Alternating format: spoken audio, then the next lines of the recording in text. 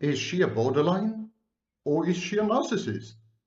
Is he a narcissist or is he a psychopath? Does she have borderline or is she simply traumatized? CPTSD, complex trauma. Is he a covert narcissist or is he a covert borderline? Is he a covert borderline or is he an overt borderline? Phew! This is a serious problem in modern diagnostic psychology, clinical and abnormal psychology. We call it the polythetic problem. We have comorbidities. Comorbidities means that two or more mental health issues are diagnosed in the same individual. And sometimes these mental health issues are mutually exclusive. They contradict each other. For example, when we diagnose psychopathy and borderline personality disorder in the same person. Psychopathy, no empathy, no emotions. Borderline personality disorder, only emotions, dysregulated emotions. So it's a joke. The whole thing is a joke. Differential diagnosis.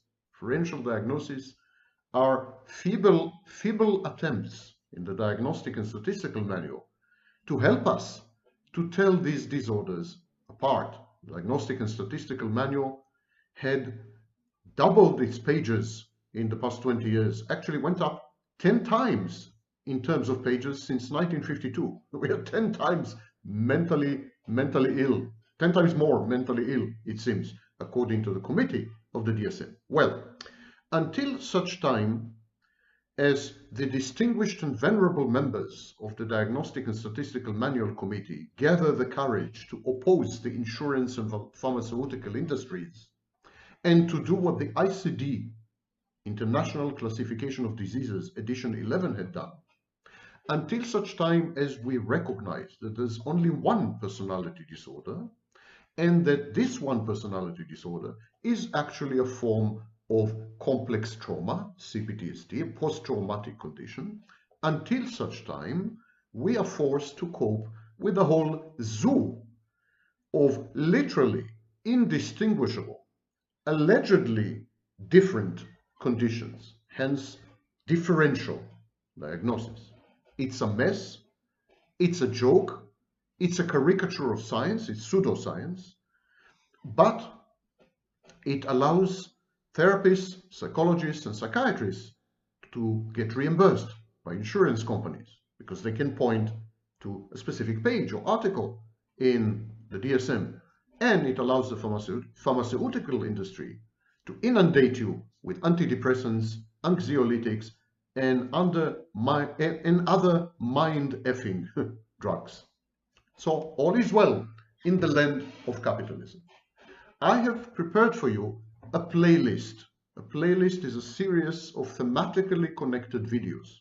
So you go to the playlist and you watch a series of videos about the same topic. Now, if you look at the description under the video, you will find that there is a link.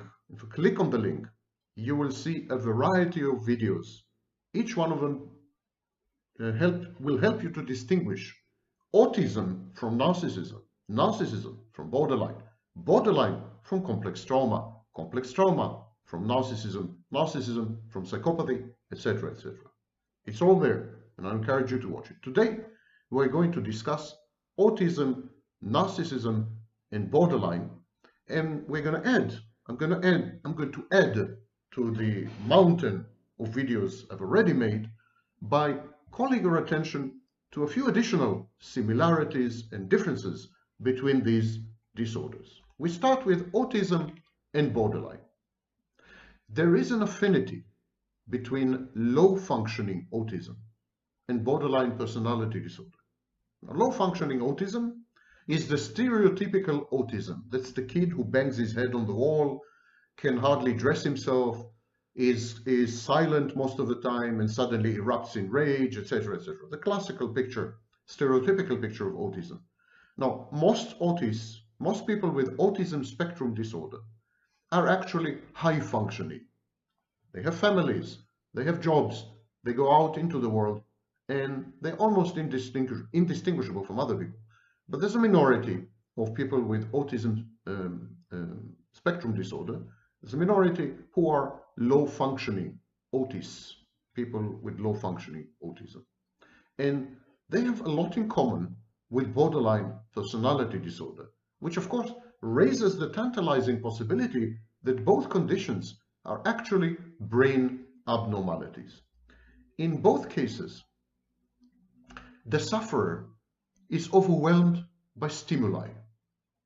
The person with autism spectrum disorder is overwhelmed by external stimuli. He drowns. He drowns in the environment. He's flooded by cues, messages, signals, and information from his environment. He doesn't know how to react to this avalanche. He doesn't filter it as normal people do. He cannot relegate 95% of it to the unconscious as all of us do. And so instead of being exposed to 5% conscious content, he is exposed to 40 or 50%. And of course, such a person falls apart. It's terrifying. It's a feeling of being hemmed in, strangled, suffocating, smothered by the environment closing in on you like walls, and it's very claustrophobic.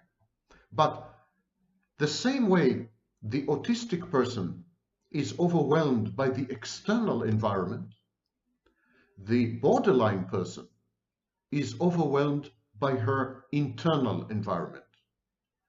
As the autistic person is exposed to external stimuli and then dysregulates behaviorally, his behavior becomes out of control. The borderline is exposed to an avalanche, a tsunami of internal signals, internal stimuli, especially affects emotions. And similarly, she dysregulates. She falls apart. She is incapable of coping with the onslaught of emotions, and so she emotionally dysregulates. Indeed, autism and borderline personality disorder appear to be flip sides of the same coin. It is a form of dysregulation in reaction to stimuli, stimuli-induced dysregulation. In both cases, self-harm serves to fulfill three self-soothing functions. The autistic person self-harms bodily, bangs his head on the wall, scratches himself, what have you. The borderline person does the same. He cuts himself or burns himself with a cigarette. So both people with low-functioning autism spectrum disorder and people with borderline personality disorder engage in self-harming, self-mutilating behaviors. And these behaviors have the same three functions in both cases. Number one, to reassert control over the dynamic of irritation and aggravation by the stimuli. Imagine the stimuli as an invading army. An invading army, and the autistic person and the borderline person have no defenses.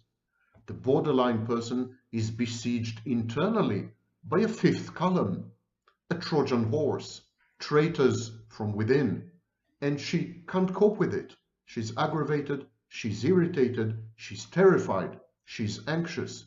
The same applies to the autistic person. He reacts this way to external stimuli. Both of them are trying to reassert control over this dynamic.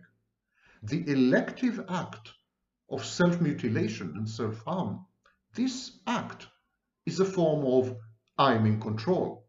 I am cutting myself, I am burning myself, I am banging my head against the wall, but I'm in control of this. A similar dynamic plays out, of course, in eating disorders. It's all about self-control. There is a niche, there is an act, there's a choice, there's a decision, which I control fully. I can't control my external environment, I can't control my internal environment, but I can control how much I eat, or how I harm myself, or how I mutilate my body. The second function of self-harm is to drown out sources of frustration and pain with even greater agony. So the pain, the self-inflicted pain of the autistic person and the borderline person, they counterbalance and cancel out the pain, the hurt, and the anxiety that they feel in reaction to overstimulation. So if the borderline cuts herself, for a minute there, she's focused on the pain of the cut. She no longer is preoccupied with her emotions and what her emotions are threatening to do to her, which is to kill her. Indeed, 11% of borderlines, people diagnosed with borderline personality disorder, end up committing suicide. Actually, cutting, self-harm, self-mutilation, these are desperate attempts to create an external pain, an external torture that counterweighs the internal battle that often is lost. And the third function is to reawaken, feel alive, as the self-inflicted hurt negates the numbing, the erstwhile numbing. Both autistic people and borderline people react to their inner turmoil with numbing, what we call reduced affect display. They acquire habits which deny to observers the ability to discern what's happening inside them. So their emotions are shallow affect or flat affect. Their emotions are shallow and numb until the point where they decompensate and become rageful. But most of the time they have numb emotions, and in the case of the autistic person, they have numb affect. In other words, they don't show any emotions and any affects. The only exception is, of course, the rage attacks, the aggression, the externalized aggression, which are common to both the borderline and the autistic person. Cutting, self-harming, self-mutilation, they revive the borderline, and they revive the autistic person. They imbue the borderline and the autistic person with a renewed sense of being embedded in reality. They bring them back to reality, in a sense. Now, these are autists and borderlines. What about narcissists and borderlines? Again, go to the description. There's a link there. It's a playlist. Click on the link. You will find a wealth, a plethora of videos about the differences between borderlines and narcissists, borderlines and complex trauma victims, borderlines and covert narcissists, etc., etc. Watch these videos. I'm not going to repeat myself. I'm going to add to what I've said in the past. The narcissist experiences periods of collapse. If you look at the recent videos I've made over the past week or two, you will find a video dedicated to the collapse phase in narcissism and psychopathy. So the narcissist goes through horrible, harrowing periods of collapse, usually coupled with something known as narcissistic mortification, but not always and not necessarily. The collapse simply means a sustained failure to obtain narcissistic supply despite all efforts, attempts, and strategies. Narcissist tries everything, attempts everything, changes himself, escalates his behavior. Nothing works. He's unable to obtain supply, so he collapses. The collapse can be subclinical collapse. That's a protracted, drawn out, incremental type of collapse because there is some incoming narcissistic supply. It's barely sufficient, and it's a maintenance dose of supply, but there is still some supply coming in, drips and drops of supply coming in, and so the narcissist is able to somehow maintain the precarious balance of his disorganized, chaotic personality. Apropos meaning. And so this is called subclinical collapse, a slow, inexorable, injurious, traumatizing process of gradually and incrementally losing your supply day in and day out less and less supply by the day. That is in contrast to traumatic collapse. The traumatic collapse is abrupt. It's when the narcissist loses all his sources of supply simultaneously. For example, when he goes to prison. It's an example. Or when he becomes very ill and is hospitalized. Or when he joins the army. So this is an abrupt collapse. Or when everyone abandons him because he has been cancelled, or he has been outed, or he has been shamed and humiliated in public, which also leads to mortification. Okay, so that's the background of collapse. As long as the supply keeps coming, the narcissist is ego-syntonic, is happy-go-lucky, he is comfortable in his own skin. As long as the supply keeps coming, the narcissist is A-okay. The collapse results in severe ego dystony, the opposite of ego syntony, being dejected, unhappy, uncomfortable with yourself is called ego dystony. When you are very self-critical, self-punitive, self-loathing, self-defeating, and self-destructive, it's a manifestation of ego dystony. So the collapse leads the narcissist to severe, very harsh ego dystony and dysphoria, often to the point of depression. So in this sense, the collapse in narcissism resembles decompensation in borderlines. Decompensation is a clinical term. It simply means the inactivation, the disabling of all psychological defense mechanisms, so that you're left naked, immediately exposed to the environment, or as a scholar once said, without skin. The borderline goes through decompensation when she is abandoned, rejected, humiliated, or when she anticipates such things. And so she decompensates. And then later on, she acts out. She switches to secondary psychopath self-state and acts out. But decompensation resembles very much collapse in narcissism. Very, very much actually, with one exception. Collapse does not include emotional dysregulation because the narcissist doesn't have access to his positive emotions. His negative emotions, however, do get dysregulated. His envy, his rage, his anger, all these, they do get dysregulated in the collapse phase. Only positive emotions don't. In the borderline, decompensation leads to an emotional dysregulation that is all-encompassing. Both her positive emotions and her negative emotions become dysregulated, go out of control, threaten to overwhelm her and destroy her, which is why she switches to a secondary psychopathic state.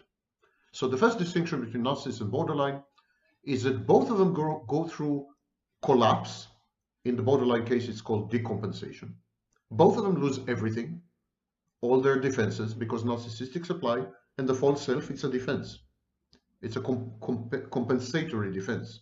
So both of them lose the defenses, but with the narcissist, only his negative emotions get dysregulated, and with the borderline, all her emotions get dysregulated, which further supports Grothstein's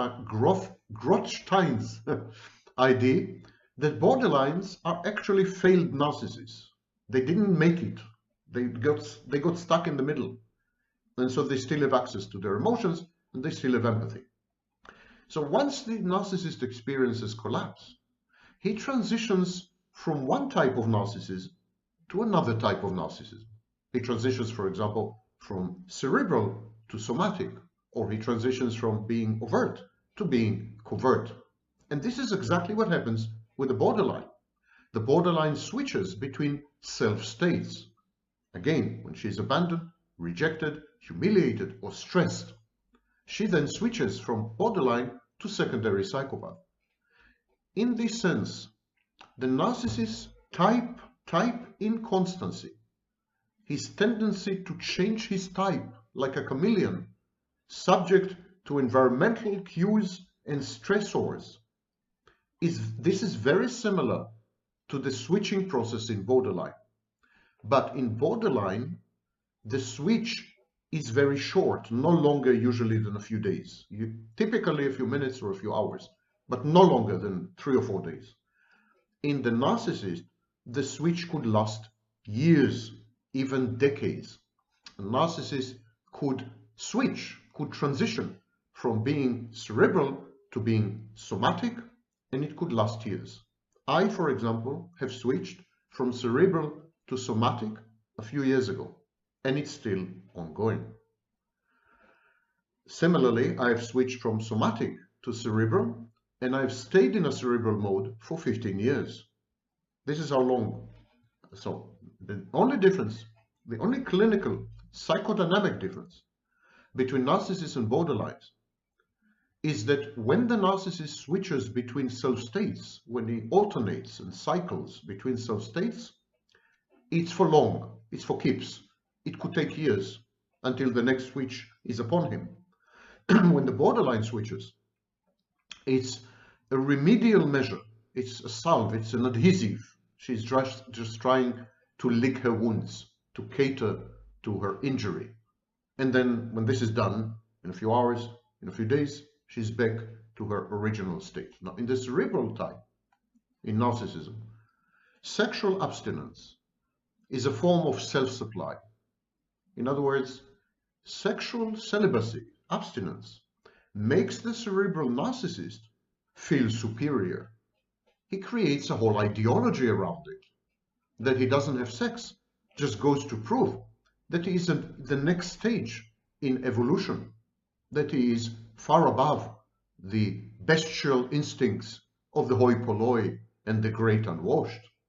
In other words, the cerebral narcissist asexuality, in effect asexuality, or almost there, is at the service of his grandiosity. It's an integral part of his identity and of the ways that he buttresses and sustains and supports his grandiose view of himself. In other words, he regards sexlessness as meritorious and virtuous, the same way the church regarded it during the Middle Ages.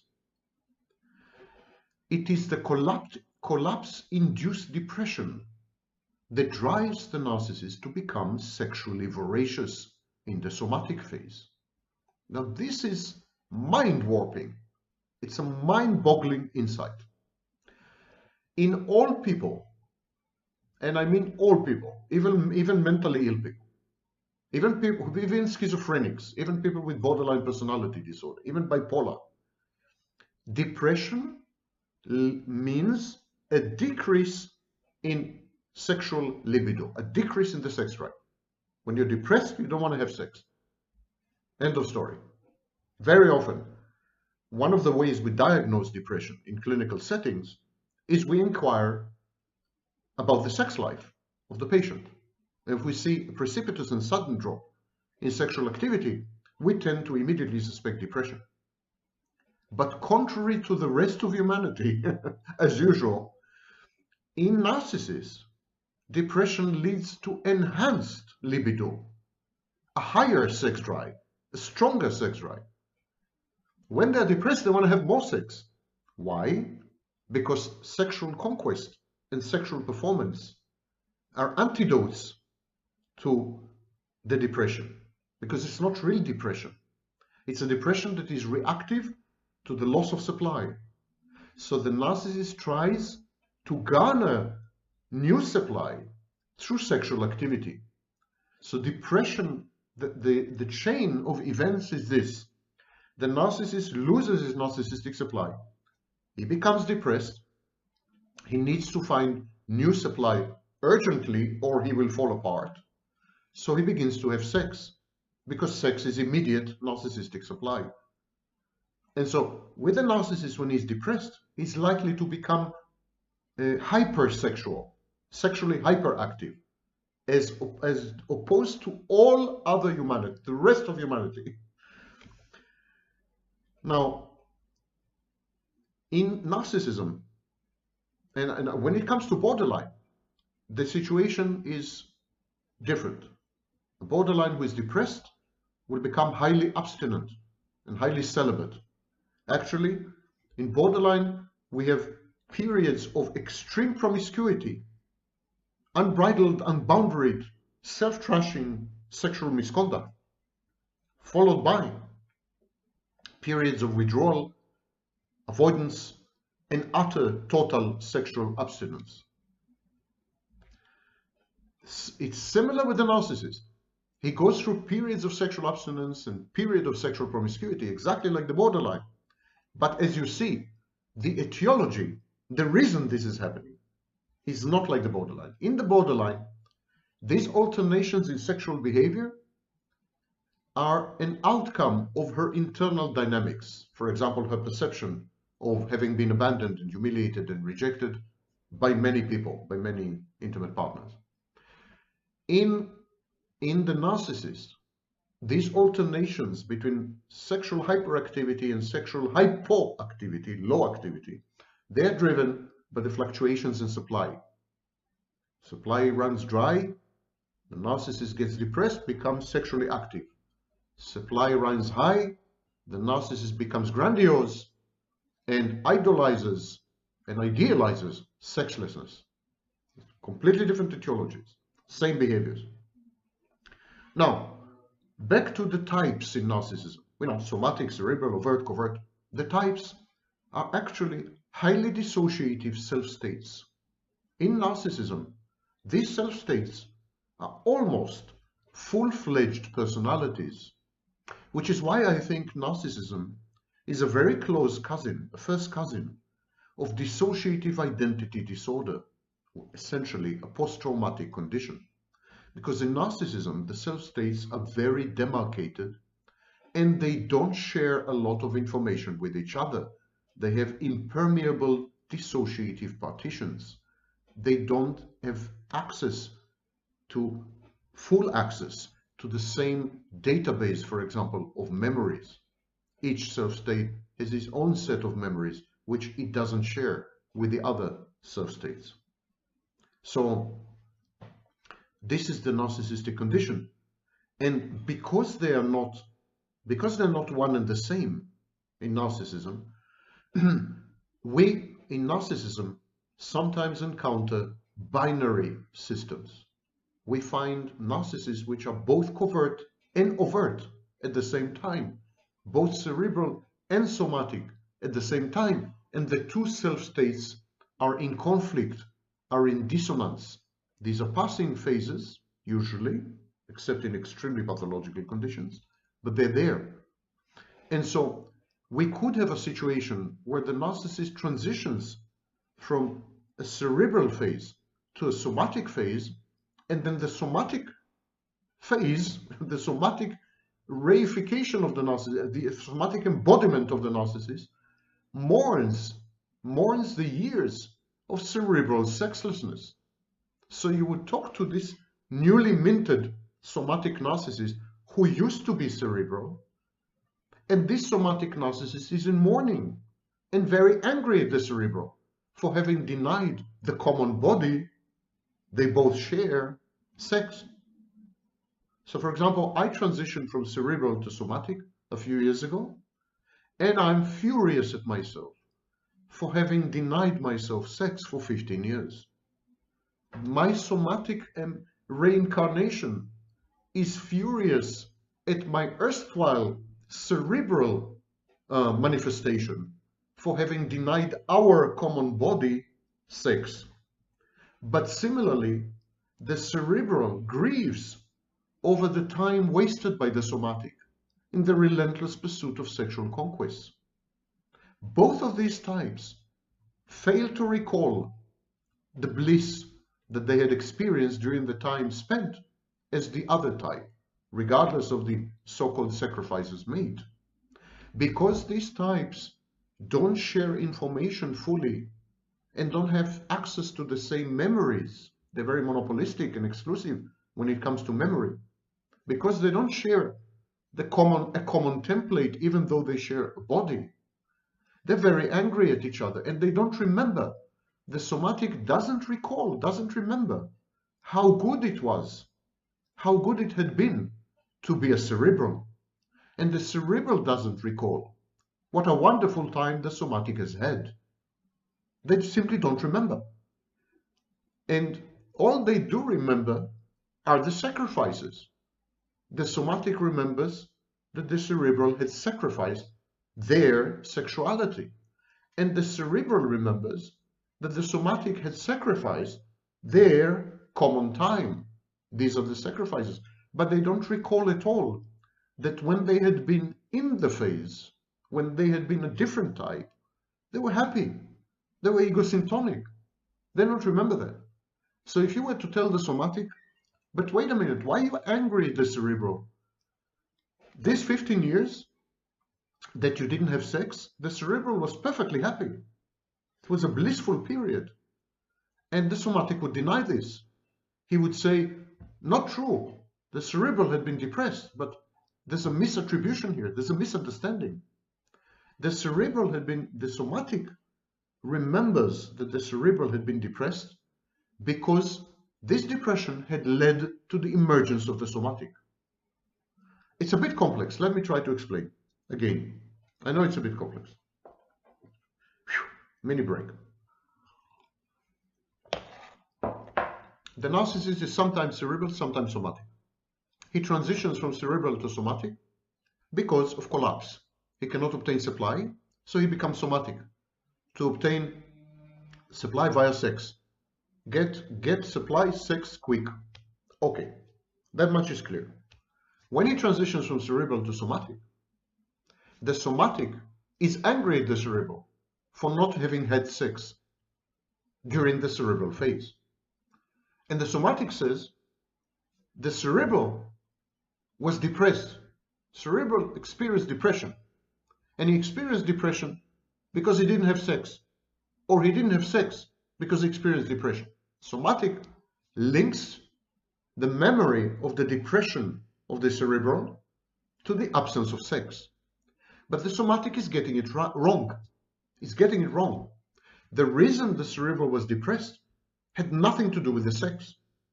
The reason the cerebral had been depressed is because he couldn't get supply. The only reason for depression in the narcissist is collapse, inability to obtain supply. Depression in the narcissist is 100% reactive. And so the somatic is getting it wrong. He's saying, look at this idiot, the cerebral. He didn't have sex, and consequently, he has had depression. But the truth is, the cerebral didn't have sex and was very happy with not having sex, not having had sex. Very happy. It supported his grandiosity. He felt blissful and blessed and superior for not having had sex. That's not the reason he got depressed. The cerebral got depressed because he couldn't obtain supply anymore. It has nothing to do with the sex. And so they keep blaming each other. They misattribute the depression brought on by imminent or actual collapse to the compulsive behavioral constriction of the other type. And so this is very common in borderline as well, this misattribution error or attribution error. The borderline attributes to her previous state errors, mistakes, and misbehavior, guilt and shame. So for example, when the borderline transitions to the secondary psychopathic phase, defending against abandonment, anxiety, humiliation, and stress, the secondary psychopathic borderline would criticize her behavior as a pure borderline before she had switched. Each of the self-states of the borderline is critical of the other. The psychopath would say, look at this stupid borderline, how gullible she was, how dependent she was, how weak she was. So the psychopath criticizes the borderline criticizes the psychopath. When she switches back from secondary psychopath to borderline, she would say, look at this psychopath, how reckless he had she had been, how stupid her decisions were. So this conflict between the self-states, this dissonance, is common to borderlines and to narcissists. And attribution errors are common as well. And the memory, the recall of the mood disorder that preceded, like a harbinger, like a warning sign, preceded the immediate switch. So the sequence is a collapse or an injury or humiliation or rejection in the case of borderline, and then a mood reaction, a reactive mood, and then the switch to another self-state. Finally, both borderlines and narcissists experience separation insecurity, colloquially known as abandonment anxiety. Both of them are terrified of being abandoned because both of them have something called object inconstancy. I've made a gazillion videos about this topic, so please search the channel, use a magnifying glass, use the downward arrow on a smartphone. Object inconstancy simply means that the borderline and the narcissist cannot maintain a stable representation of another person if he is not with them physically. So in their minds, there is no avatar or representation of the real person. The real person has to be with them, present physically. The narcissist has a snapshot, but the snapshot has nothing to do with the real person. It's an idealized version of the real person. So both of them suffer from abandonment anxiety. Both of them also merge and fuse with an intimate partner in a symbiotic phase, the shared fantasy.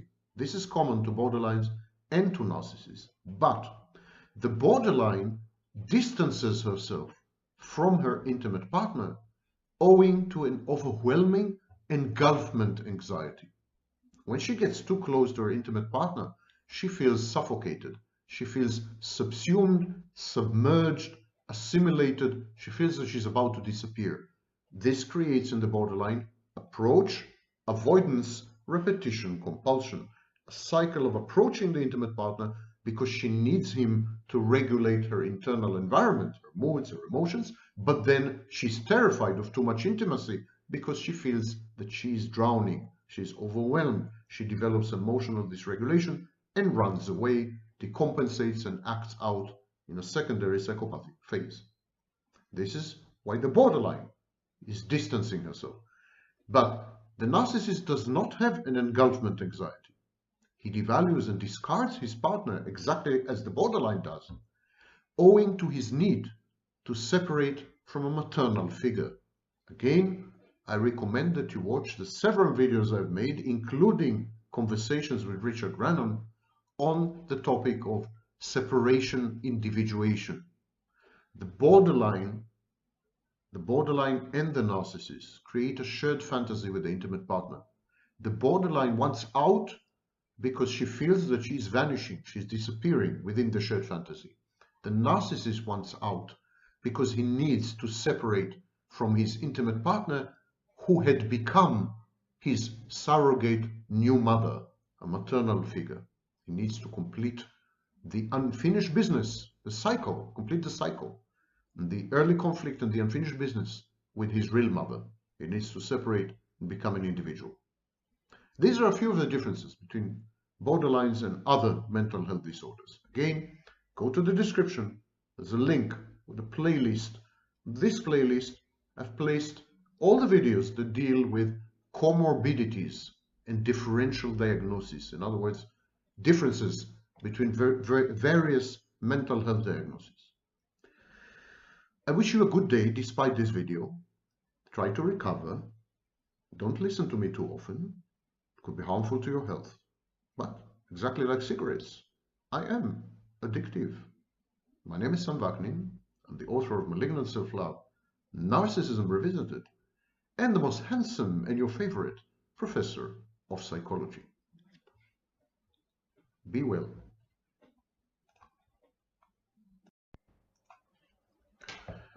Everyone and her mother-in-law are now experts on cluster B personality disorders. It's all the rage. It's a money spinner. So here's a message to these self-styled experts.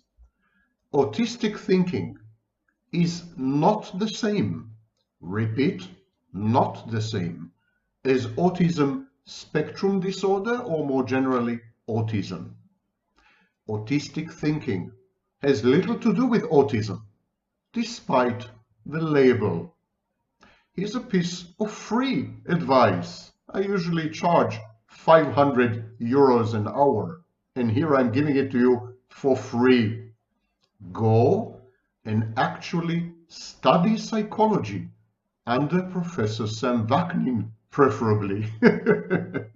Or, much easier and much more pleasant, watch this video to the end and you will be enlightened and educated and edified about autistic thinking and deistic thinking. But not before we trawl through multiple service announcements. Now, for those of you who don't want to listen to the service announcements, fast forward, find where the video starts, the actual content starts. Others who are curious as to what is happening in the esteemed, venerable Professor Sam Vaknin's life, this is for you. Okay, first of all, my name is Sam Vaknin. I'm the author of Malignant Self-Love, Narcissism Revisited. I'm a former visiting professor of psychology in Southern Federal University, Rostov-on-Don, Russian Federation. I left when the war started, and I'm a long-time faculty member in CIAP's Commonwealth for International Advanced Professional Studies in Toronto, Canada, Cambridge, United Kingdom, and an outreach campus in Lagos, Nigeria. Here are the service announcements preceding the actual content of the video. Number one, there's an artificial intelligence channel called Mindful Wealth Mastery. Link in the description. The channel summarizes the thought, the thinking of public intellectuals such as Jordan Peterson, Yuval Noah Harari, and so on and so forth. And among these public intellectuals, poor humble me. My thinking and teachings are also summarized there. Go to the channel, have a look around, and please pay attention to the number of views. Hint, hint. Enough Vaknin, enough self-congratulating and self-bragging. People might think that you're a narcissist. Okay, apropos narcissism, I'm honored and privileged to have been the latest guest in the Human Rights podcast of the University of Cambridge. The podcast is called Declarations, and it is put together by the Center of Governance and Human Rights at the University of Cambridge. It's available on Apple Podcasts and on Spotify. And again, there's a link in the description. Now, during this podcast, I suggested a new approach to abuse involving dual concepts, borders versus boundaries. The host was Nima Jayasingh, and the panelist was Dr. Mariam Tanweer. And we dealt with the discourses regarding personal border violations in mental abuse versus boundary violations. It's very interesting because I identified several behaviors which are not considered abusive as actually abusive. Go there and listen if you didn't have enough of a Vaknin dose for the day. Overdose on Vaknin is the new black. Okay. Next, as you well know, or some of you may know, I have a PhD in physics. So there are several videos I've made about physics, a theory that I came up with in 1984 in my PhD dissertation is now being elaborated upon by scientists all over the world. So there are several videos on physics. There are videos on economics. I used to be an economic advisor to several governments. I used to be the senior business correspondent of United Press International, UPI. I was and am still interviewed widely in all international media, lately on Newsweek and RTL TV Hungary and so on and so forth. And I'm the current columnist in Brussels Morning, which is a European Union newspaper. Now, all these contents and materials are available on my Vaknin Musings channel. Vaknin Musings channel. And again, there's a link in the description. Another channel that I maintain is about nothingness. Finally, the last service announcement. I'm uploading academic papers, academic articles that I've published, that I've authored and published. And I'm uploading academic articles and papers where my work is cited. There's a total of 1,500 academic papers where my work has been cited. And I'm uploading all these to my page on academia.edu. Academia.edu. Academia.edu. Recently, academia.edu selected me to be top 0.5% of 270 million academics around the world. It's a huge honor, and I accept it. Atypically of me, I accept it with due humility. Top 0.5% of all academics in the world, confirmed by academia.edu. I'm also a member of their editorial board and other positions. So, these are the service announcements. As I promised, today we're going to discuss a very fascinating topic, autistic and deistic thinking. But before we go there, I want to mention a school of thought known as enactivism. Enactivism is the proposition that minds arise and take shape through the precarious, self-creating, self-sustaining, adaptive activities of living creatures. Living creatures regulate themselves by interacting with features of the environment. Now, the insights of enactivism went into my recent IPAM model, IPAM model, intrapsychic activation model. There's a video on my channel dedicated to IPAM, and there are already a few papers published in academic journals about IPAM. So, enactivism is a part of IPAM because it recognizes that the minds of creatures are the outcomes of regulatory or self-regulatory activities in the environment. Now, the term enaction was first introduced in a book called The Embodied Mind, co-authored by Varela, Thompson, and Roche, and published in 1991. At the time, the authors defined cognition as an action, and they defined an action as the bringing forth of domains of significance through organismic activity that has been itself conditioned by a history of interactions between an organism and his environment. Mentality, never mind how complex, never mind how sophisticated. Yes, even my mentality has to do with living beings dynamically interacting with their environment. From the enactivist perspective, minds cannot be described unless you specify all these interactions, because they are at the heart of mentality and mentalizing in all their forms. Now, this leads directly to autistic and deistic thinking, because these two types of cognitions are actually divorced from the environment and fly in the face of enactivism. Have fun, ילדים וילדות. Look it up.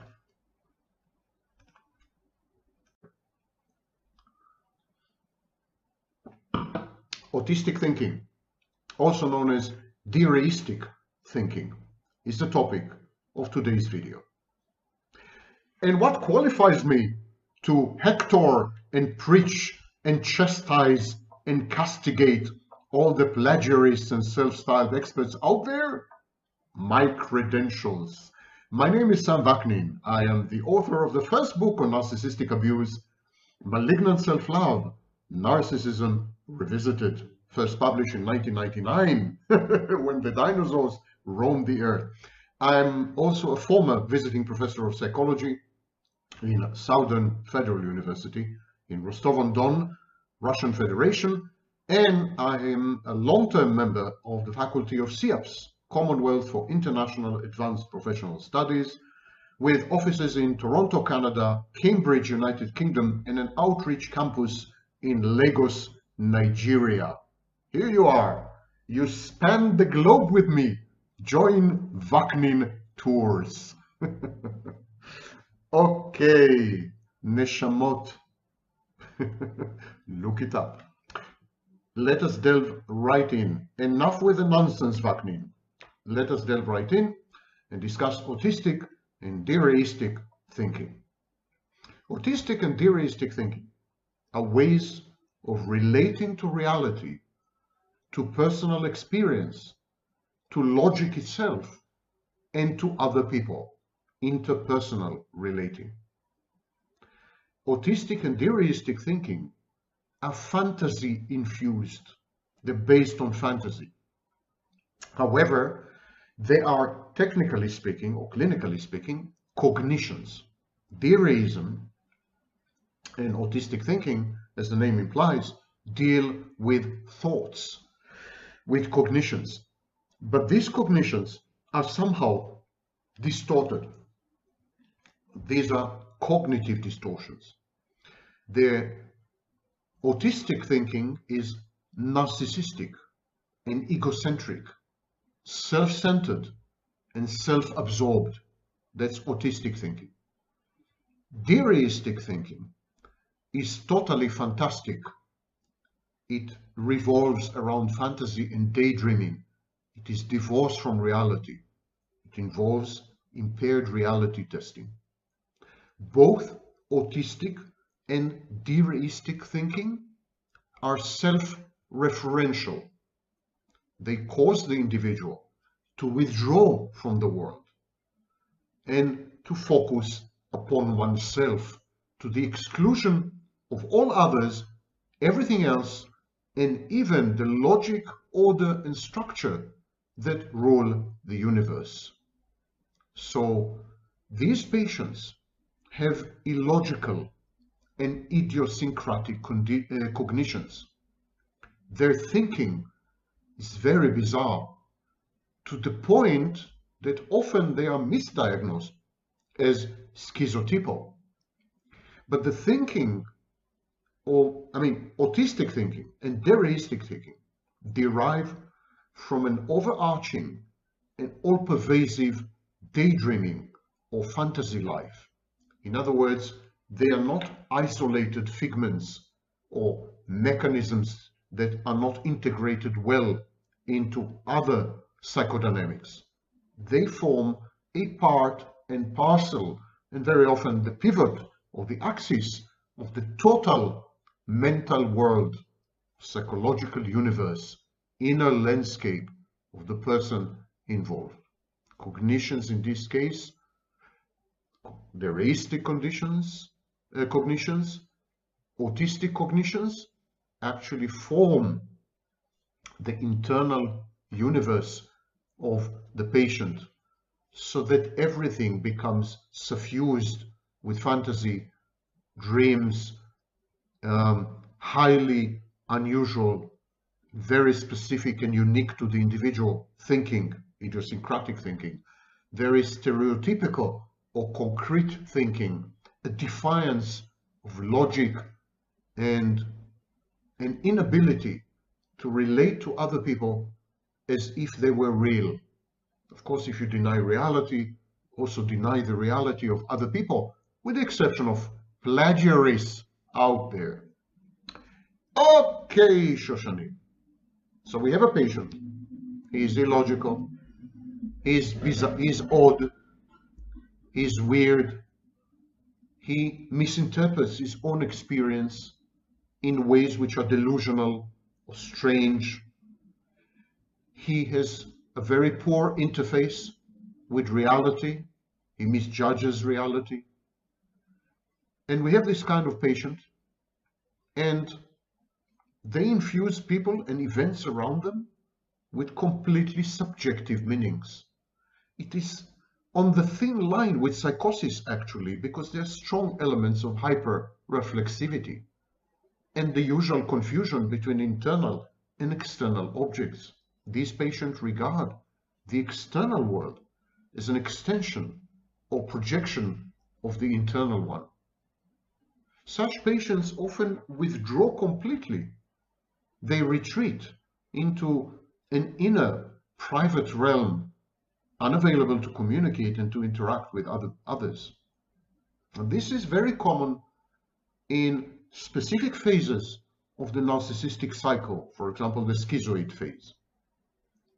And so there is a close affinity between narcissism and autism mediated via autistic thinking. The narcissist is the only clinical case who engages in both autistic thinking and deistic thinking, depending on the phase in the cycle. So narcissists are like portmanteau. They are like a compendium of these types of counterfactual, unrealistic modes of thought and relating to the environment. People with Autism Spectrum Disorder, they engage in autistic thinking. Narcissists, as I said, engage in autistic thinking and deistic thinking. But autistic and deistic thinking are not limited to these mental disorders. If we were to consider the belief in God and other supernatural beings as a form of delusional disorder, a mass psychogenic illness, the way I do, that's how I regard this idiotic nonsense. Well, these are mentally ill people. Religious people are mentally ill.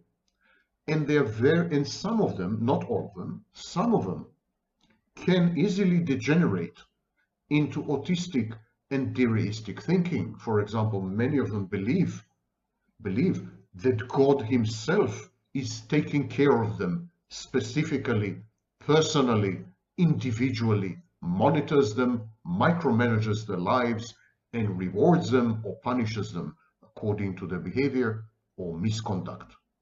This is delusional, autistic, deistic thinking, self-absorbed and divorced from reality. So we have an example of socially acceptable delusions which actually involve deistic and autistic thinking. Similarly, paranoia. Paranoid ideation is a form of narcissism. It's grandiose.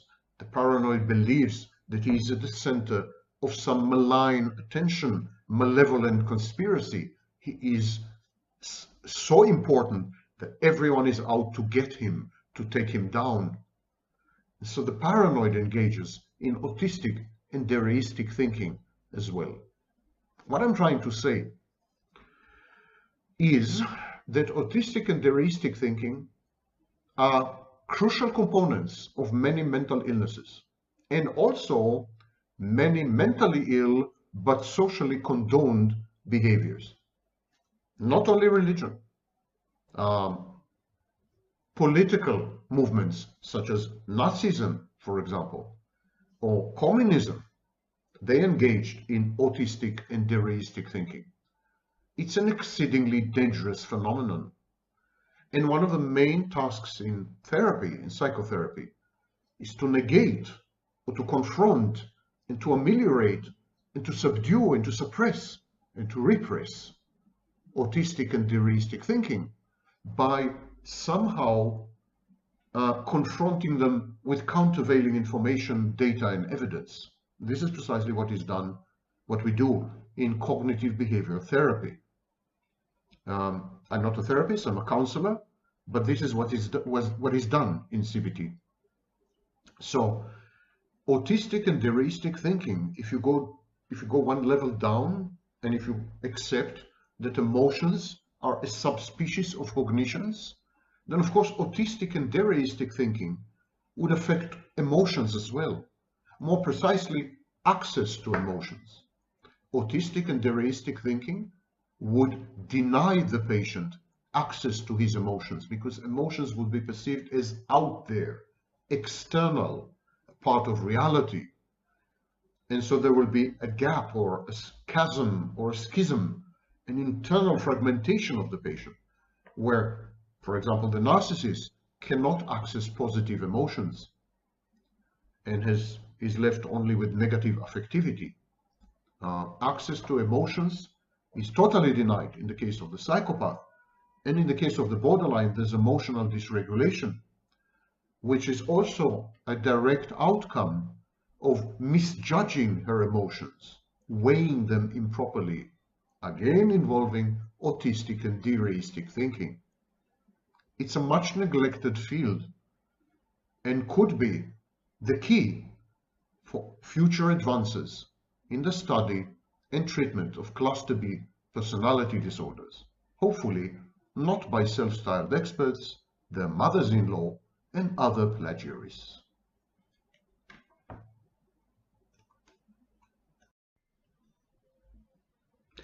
I need a humongous glass of wine to get through this topic.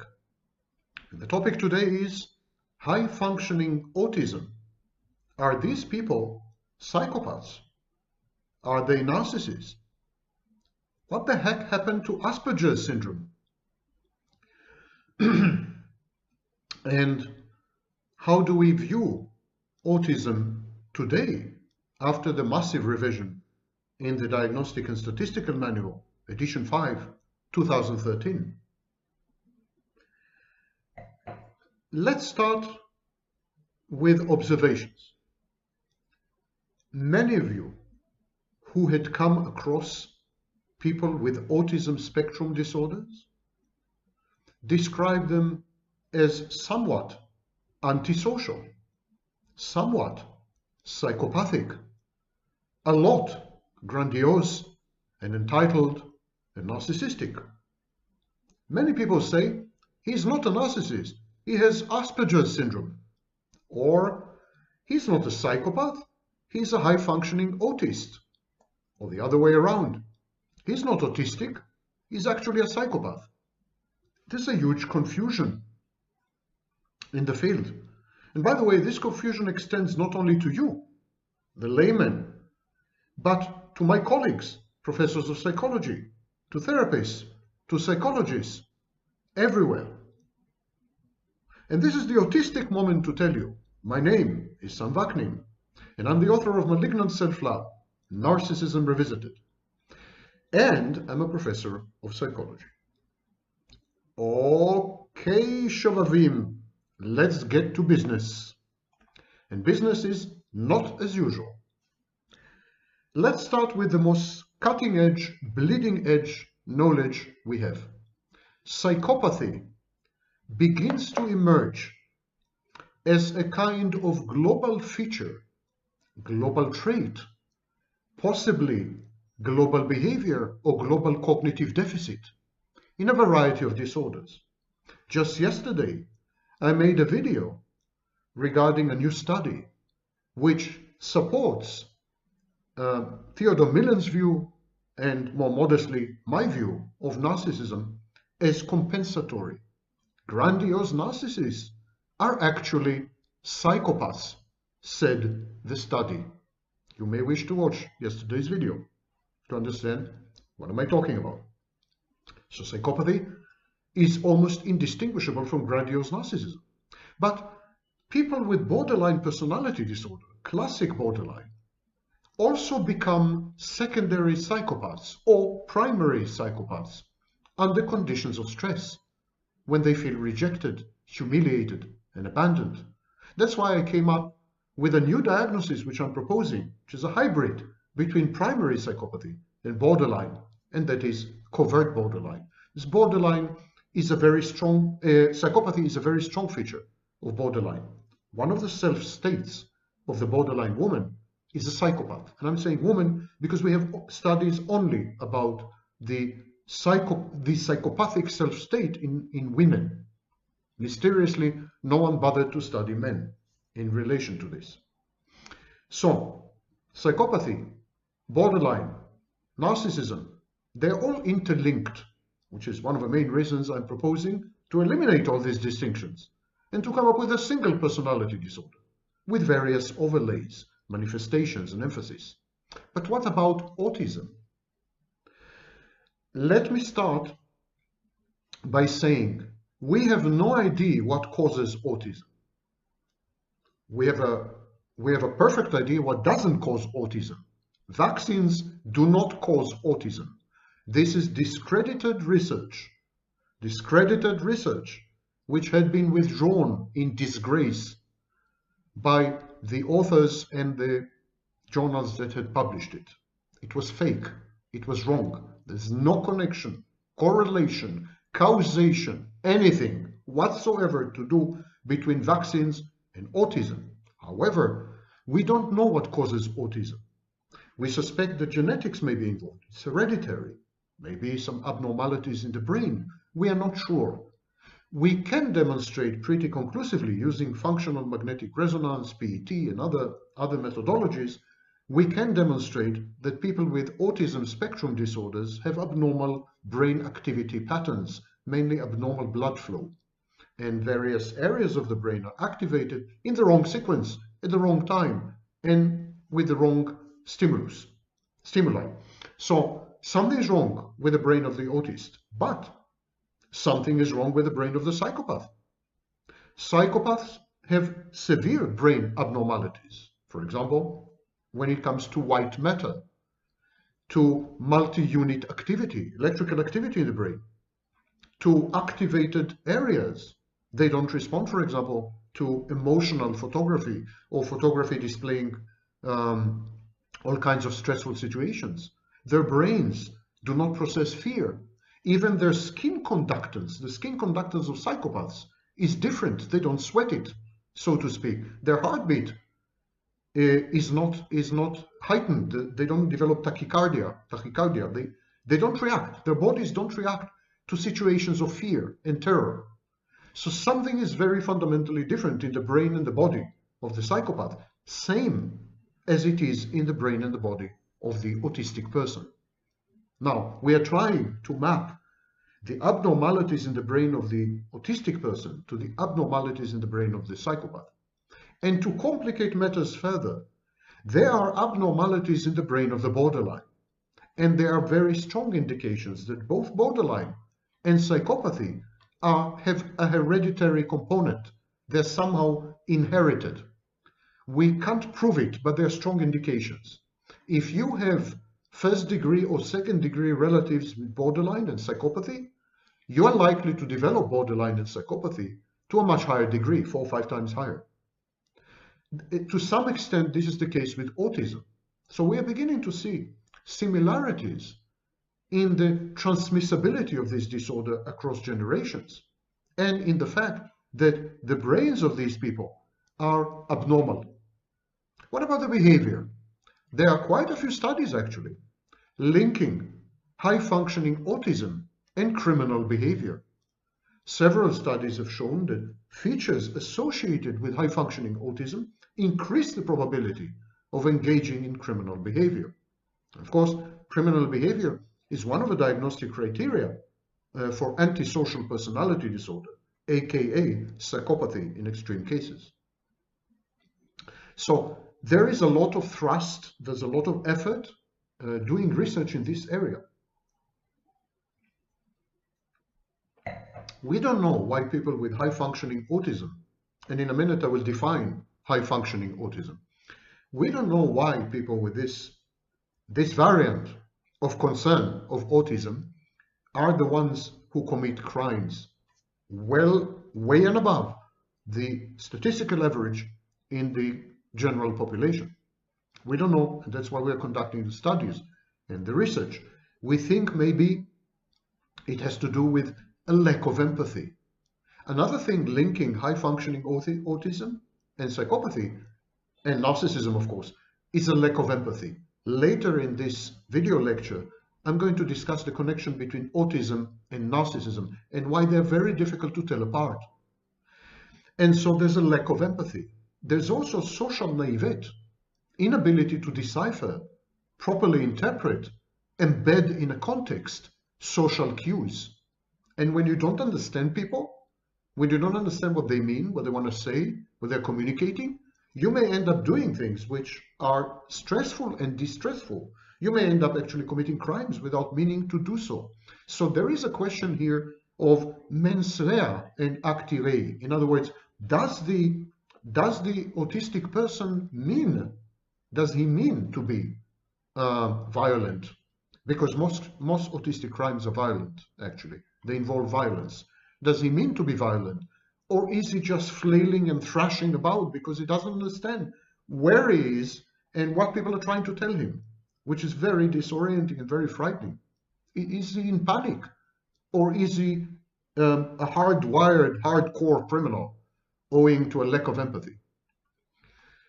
And so another very interesting feature is that both psychopathy and borderline, but not narcissism and not autism, both psychopathy and borderline remit in midlife and late life. After the age of 40, 45, depending on the study, 50% of people with borderline personality disorder lose the diagnosis spontaneously. There's hope for borderline. Borderline is a very hopeful disorder because it's treated very effectively with DBT, with medication, and it remits spontaneously. I would give my right arm for this to happen to me because narcissism is hopeless. Hopeless. Now, the same happens with psychopaths, believe it or not. Psychopathy, antisocial features of the personality remit and literally disappear late in life. Late in life could be 50, 45, sometimes 60, but always disappear. The psychopath ceases to be a psychopath when he reaches the second half of his life, which is a very, very hopeful message. Something unites and links the borderline with the psychopath on a biological, cerebral, neurological level, clearly. It's not the same for narcissism and autistic spectrum disorders, especially high-functioning autism. That's why I'm going to analyze the connection between these two things, these two disorders, a bit later. Now, of course, in psychopathy, we distinguish between primary psychopathy and secondary psychopathy, the same way we distinguish between grandiose or phallic narcissist and covert or vulnerable or shy or fragile narcissist. There's no such distinction in borderline. The construct of shy or quiet borderline failed the test of clinical studies and trials. There's no proof that it exists. However, it does exist in narcissism, and it does exist to some extent in psychopathy, where we have primary and secondary psychopath. The behaviors of the primary and secondary psychopath are the same, but the secondary psychopath has emotions. Imagine, psychopath with emotions. It's like Wagner with empathy, an impossibility, but it exists. Secondary psychopathy involves emotions, especially dysregulated emotions, strangely, a little like borderline, and it involves empathy. No wonder the borderline patient, when she is exposed to stress, humiliation, rejection, and abandonment, real or imagined or anticipated, she becomes a secondary psychopath. She cannot become a primary psychopath because she has emotions and empathy. So she becomes a secondary psychopath and displays the full panoply, a full range of behaviors of a psychopath, but with empathy and emotion. Okay, let me read to you an excerpt from an article which I'll refer to later, which gives an overview of autism spectrum disorder. Autism spectrum disorders are neurodevelopmental disorders that comprise a heterogeneous group of conditions which are characterized by impairments in social interaction and communication, as well as repetitive and stereotyped interests and behaviors. Reported prevalence rates have risen markedly in recent decades. There is up to 1% lifetime prevalence, with more and more adults being diagnosed with autism spectrum disorder. It is assumed that the male to female ratio is between 3 and 4 to 1. Although nearly half, and there exists particular gender differences in autism spectrum disorders. Although nearly half of individuals with autism spectrum disorders are not intellectually impaired and have normal cognitive language skills, such as individuals with high-functioning autism or Asperger syndrome, the social interaction and communication deficits and difficulties in seeing the perspective of others, so the social interaction and communication deficits, the difficulties in seeing the perspective of other people, and intuitively understanding nonverbal social cues, these put together constitute hidden barriers to the development of romantic and sexual relationships. Sexuality-related problems can arise, especially at the start of puberty, a time when the development of autism spectrum disorder individuals' social skills cannot keep up with increasing social demands, and the challenges of forming romantic and sexual relationships become particularly apparent. Now, before we jump into the issue of what is high-functioning autism, a warning. High-functioning autism is not a clinical construct accepted in academia, among scholars, in the Diagnostic and Statistical Manual, or even in the more advanced, conceptually more advanced, International Classification of Disorders. So it is a kind of phrase that clinicians use very frequently, but has no foundation in clinical research and studies. It's anecdotal. It results from observations, self-reporting, and reporting by family members. Many scholars and many autism rights activists, they disagree with the categorization of high functioning, low function. They disagree because the functioning of a typical person with autism fluctuates. One day, this person is high functioning. The next day, for whatever reason, this person is very low functioning. So you can't look at someone with autistic spectrum disorder and say, oh, this guy is consistently high functioning, because there will be many days when he will be low functioning. And what about medium functioning people? Where do you categorize them? Aren't they the majority? We don't know. We don't know because we don't use the construct of high functioning. High functioning autism is usually reserved for people who have diagnosed autism spectrum disorder, but no intellectual impairment, no intellectual problem. They can speak, they can read, they can write, they can handle basic life skills, they can eat by themselves, get dressed by themselves, they can live independently, and many of them attain positions, they're professionals and so on. Starting in the 1990s, we began to have a more nuanced and subtle view of autism spectrum disorders. We began to recognize high-functioning autism, Asperger's disorder, or Asperger, wrongly called Asperger syndrome. And these are people who actually function in society. They have families, they have jobs, everything. In 2013, the American Psychiatric Association decided to get rid of all this mess. And they created a single diagnostic group called Autism Spectrum Disorder. That's it, ASD, no Asperger's, no nothing. There's a single diagnosis. Now, there's level 1 ASD, which corresponds roughly to Asperger's disorder. But there's only one diagnosis. Of course, there are different levels of functioning, different levels of empathy, different levels of deciphering social cues, different levels of social behavior, etc. There's a spectrum. There's a spectrum.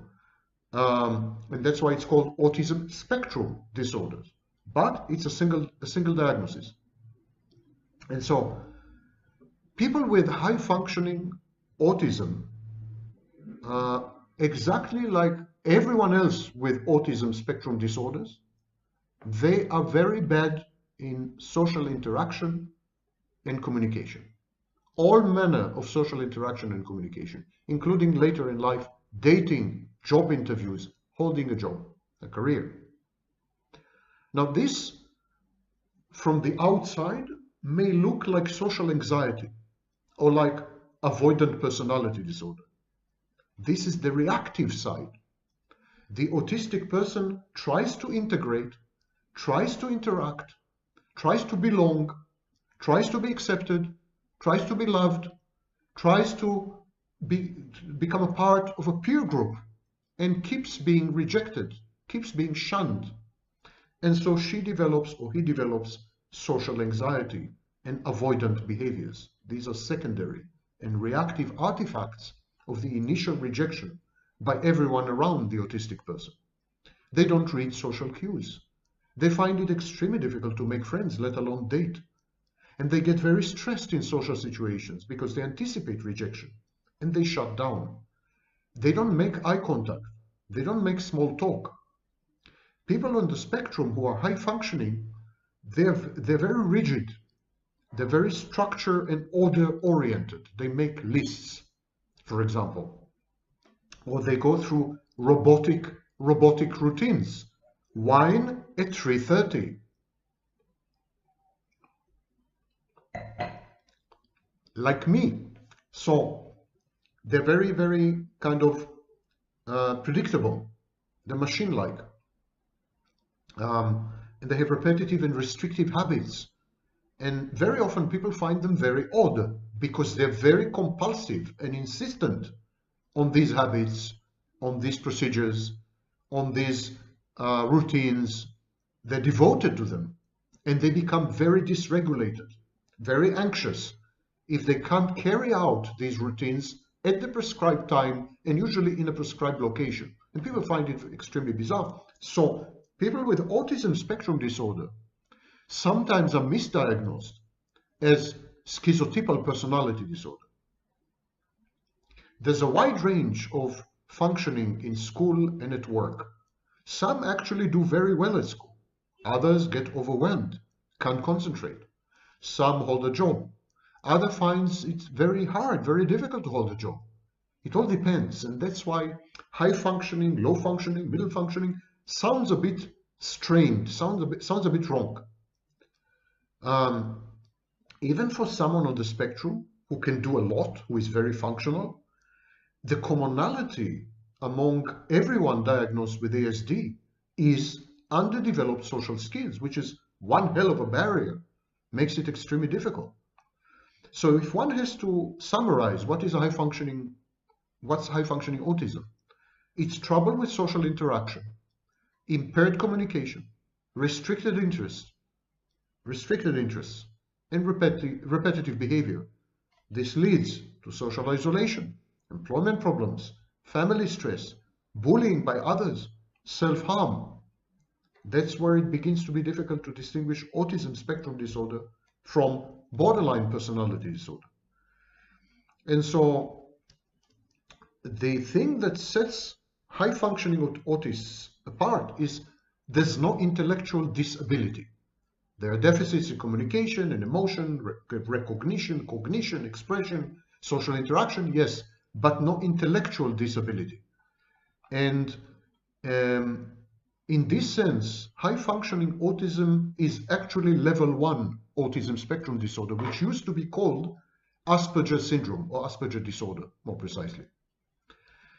And so in all these cases, including high-functioning autism, there had been a significant delay in the development in the developmental path. Now, in Asperger syndrome, level 1 Asperger disorder, what used to be called Asperger disorder, in high-functioning autism, there was no language delay. They began to use language on time. There is language delay, speech delay, language skills delay, among other types of autists. People who are low functioning, have low functioning autism. These people start to talk at age 3 and later. So it's a distinguishing feature. Language skills, High-functioning autists have no problem with language. And there are other differences. People with high-functioning autism have a lower verbal reasoning ability. People with Asperger disorder have a higher verbal reasoning skill than people with high-functioning autism. People with high-functioning autism have better visual and spatial skills, higher performance IQ than people with Asperger. People with HFA, high functioning, they don't have deviating locomotion, clumsiness. They're not clumsy. People with Asperger's are. People with FHA have problems functioning independently more often than Asperger's. People with FHA, high functioning autism, they're curious. They have interest in many things. People with Asperger's have limited and restricted interests.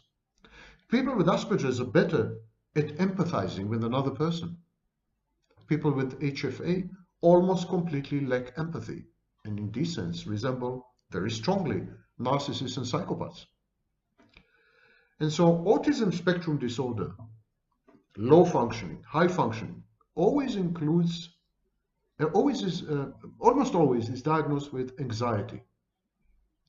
Anxiety is very commonly occurring mental health symptoms in high functioning autism. And the reason I'm mentioning it is that anxiety is a hallmark of psychopathy and a hallmark of borderline. And remember, borderline and psychopathy are two brain disorders. And both of them, in both cases, there's a very high comorbidity of anxiety disorders and depressive disorders, which is exactly the case in high-functioning autism, but not the case with other types of autism. There are other comorbidities, and they include bipolar disorder, obsessive-compulsive disorder. This is the #1 comorbidity. The link between high-functioning autism and obsessive-compulsive disorder is very strong, and it seems that in both cases there is a problem with serotonin in the brain. There's also ADHD. There's also Tourette syndrome. Now, ADHD is intimately linked to narcissism. I encourage you to watch the relevant videos, I think 1 or 2, on my channel. But there's no intellectual disability in high-functioning autism.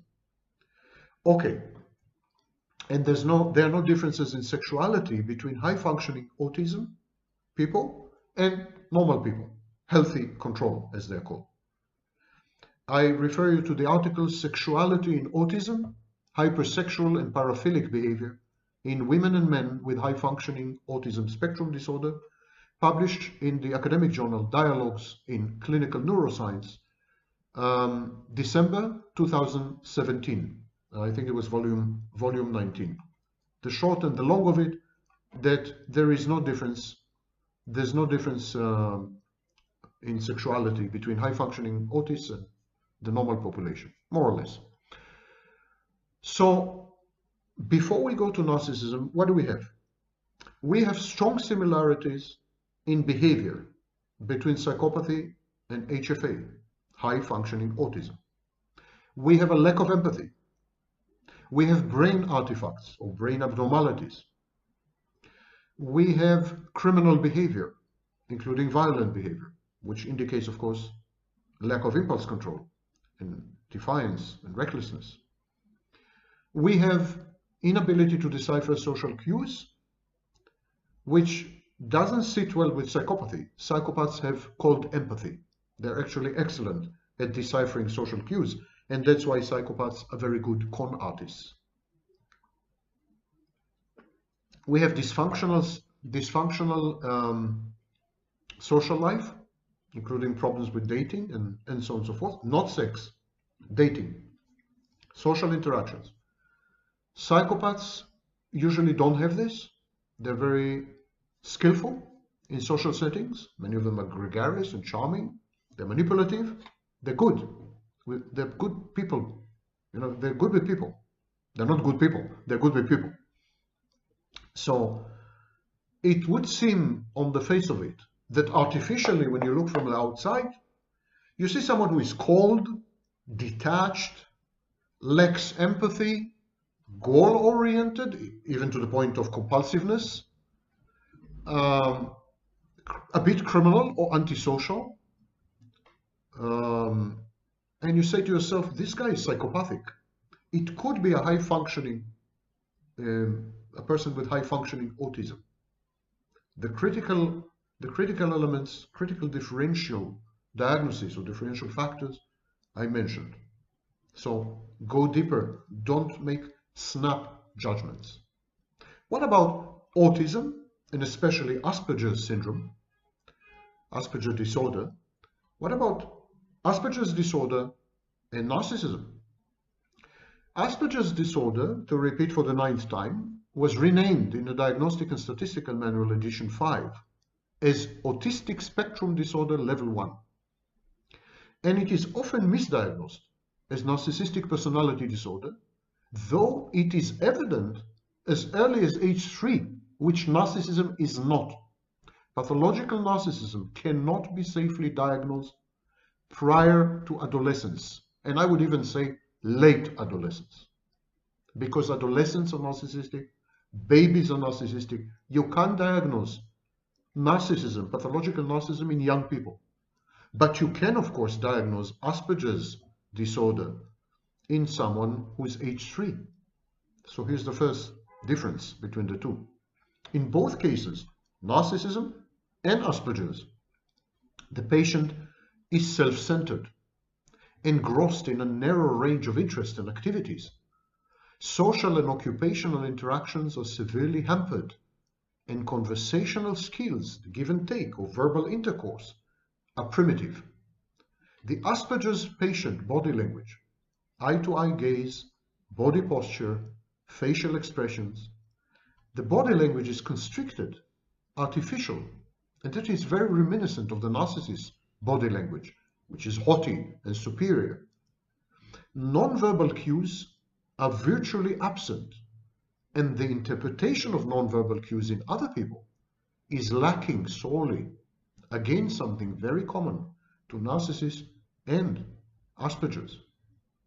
And yet, the gulf between Asperger's and pathological narcissism is vast. The narcissist switches between social agility and social impairment, and he does this voluntarily. The narcissist chooses to retreat into a schizoid phase or to become gregarious and charming. The narcissist's social dysfunctioning is the outcome of conscious haughtiness and the reluctance to invest scarce mental energy in cultivating relationships with people who are deemed inferior and unworthy. When the narcissist is confronted with potential sources of narcissistic supply, however, he easily regains his social skills, his charm, and his sociability. Many narcissists reach the highest levels and rungs of their community, church, firm, voluntary organization. Most of the time, narcissists are high functioning. They function flawlessly, though the inevitable blow-ups and the grating extortion of narcissistic supply usually put an end to the narcissist's career and social liaisons. Narcissist always ends badly, but until then, he functions perfectly. The Asperger's patient often wants to be accepted socially, wants to have friends, wants to get married, to be sexually active, to sire offspring. He just doesn't have a clue how to go about it. His affect is limited. His emotional repertoire is limited. His initiative, for instance, to share his experiences with his nearest and dearest or to engage in foreplay during sex, the initiative is thwarted. His ability to divulge his emotions, this ability is tilted in the Asperger's. The Asperger is incapable of reciprocating, is largely unaware of the wishes, needs, and feelings of his interlocutors or counterparties. Inevitably, Asperger's patients are perceived by other people to be cold, eccentric, insensitive, indifferent, repulsive, exploitative, or emotionally absent. To avoid the pain of rejection, They confine themselves to solitary activities, but unlike the schizoid, they don't do this by choice. And also unlike the narcissist. The Asperger patient limits his world to a single topic, single hobby or person, and he dives in with the greatest all-consuming intensity, excluding all other matters and everyone else. It is a form of hurt control, pain regulation, if you wish. And so while the narcissist avoids pain by excluding, by devaluing, by discarding other people, the Asperger's patient achieves the same result by withdrawing, by avoiding, by passionately incorporating in his universe only one or two people and one or two subjects of interest. Both narcissist and Asperger's patients are prone to react with depression to perceived slights and injuries.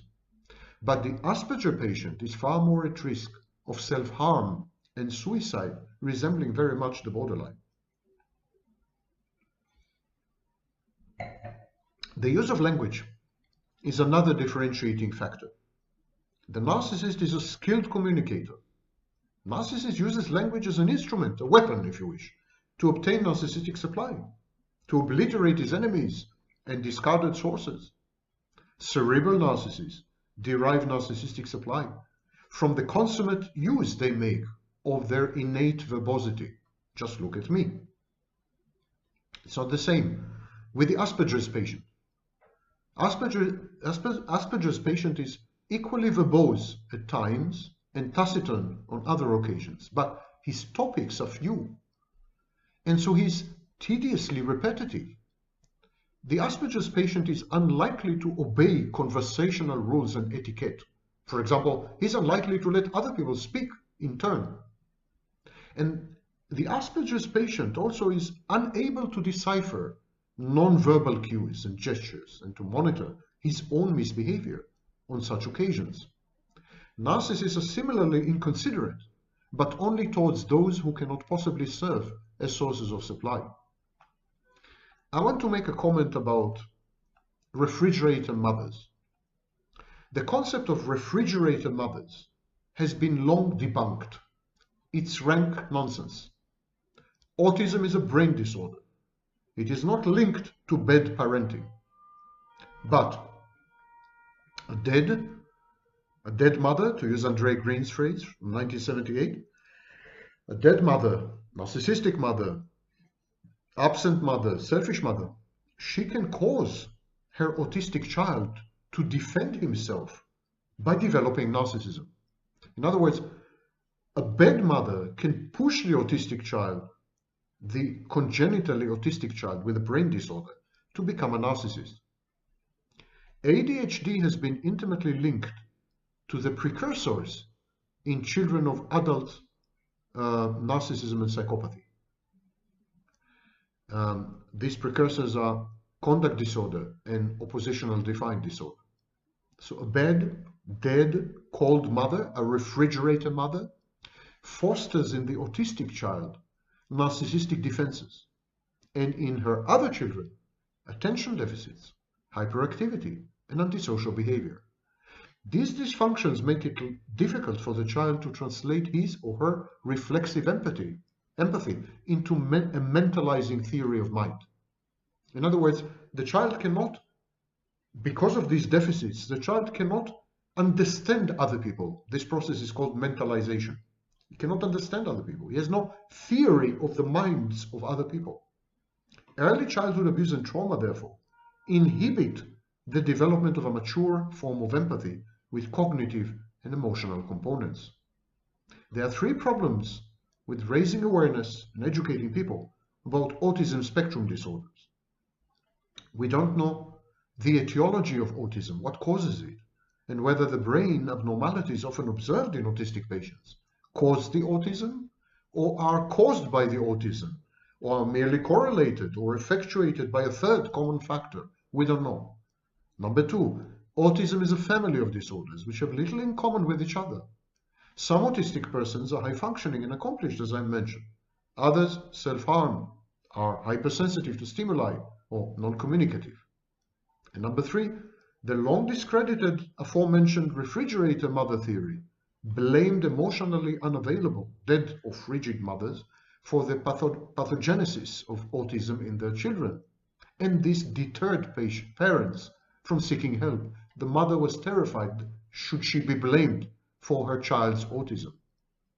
The ignorance, taboos, stigma, biases, prejudices, and lack of evidence-based theories and practices that pervade mental health apply even more so, or maximally even, to autism. I would recommend, I'll give you now a reading list. McDowell, Maxon, The Image of the Mother's Eye, Autism and Early Narcissistic Injury in Behavioral and Brain Sciences. And James Robert Brasic, B-R-A-S-I-C, Pervasive Developmental Disorder, Asperger Syndrome. This is Autism Spectrum Disorder is amazingly one of the least explored areas. There's numerous studies, a lot of interest, a lot of money sloshing around, but we are very far from understanding it. We're very far from even realizing whether it's a single clinical entity or a family of disorders that just artificially resemble each other. And so clearly it's easy to confuse autism spectrum disorders with narcissism, as I've just demonstrated. It's equally easy to confuse it with psychopathy. Don't make this mistake.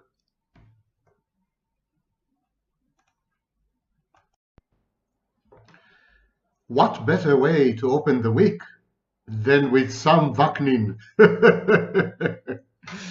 Glorious Monday to all of you, Shoshanim and Shoshanot. And today I'm going to embark on a mission impossible, to make myself even a bigger hate figure than I already am. And I'm going to do this by referring to scientific studies that prove repeatedly over at least 10 years that, number one, people on the autism spectrum disorder lack empathy, exactly like narcissists and psychopaths. And yes, of course, I've been saying it for many years. Number two, so-called empaths are actually narcissists and psychopaths who engage in deceptive virtue signaling. And yes, of course, I've been saying this also for many years. But now I'm adding to a corpus of videos that I've already made with two new additional studies. There are dozens by now, but two new additional studies. I do recommend that you watch my recent video about victimhood, competitive victimhood, and my previous videos about autism spectrum disorder compared to cluster B personality disorders, especially high functioning autism spectrum disorders. Okay, got the picture? I wish you a bumpy ride, and let us delve right into what I have to tell you. Okay, there's this new study. It's authored by Van Trigt, T-R-I-G-T, Colonesi, Jorgensen, Nikolic, and others. It is titled Autistic Traits and Self-Conscious Emotions in Early Childhood. It was published in Childhood Development recently, a few weeks ago. I'm going to read to you from the abstract. Self-conscious emotions arise from evaluating the self through the eyes of other people. Given that children with autistic traits may experience difficulties with understanding other people's minds, they might show less attuned self-conscious emotions. So self-conscious emotions include guilt, embarrassment, and shame, and so on and so forth. Shame leads sometimes to avoidance and sometimes to other reactions. So there was this experiment, and in the experiment, the experimenter pretended that the kids broke his toy. The experimenter was playing with the toy, and then he said to the kids, "Oh my God, you broke my toy." He shamed them and named them. And so there was data. The experiment lasted almost a year and a half and was repeated very often. Here are the conclusions in the abstract. Children with more autistic traits showed less theory of mind. Theory of mind is the long phrase for mentalization, the ability to perceive or conceive of other people's minds and what makes them tick. Okay, so children with more autistic traits showed less theory of mind and more shame-like avoidance.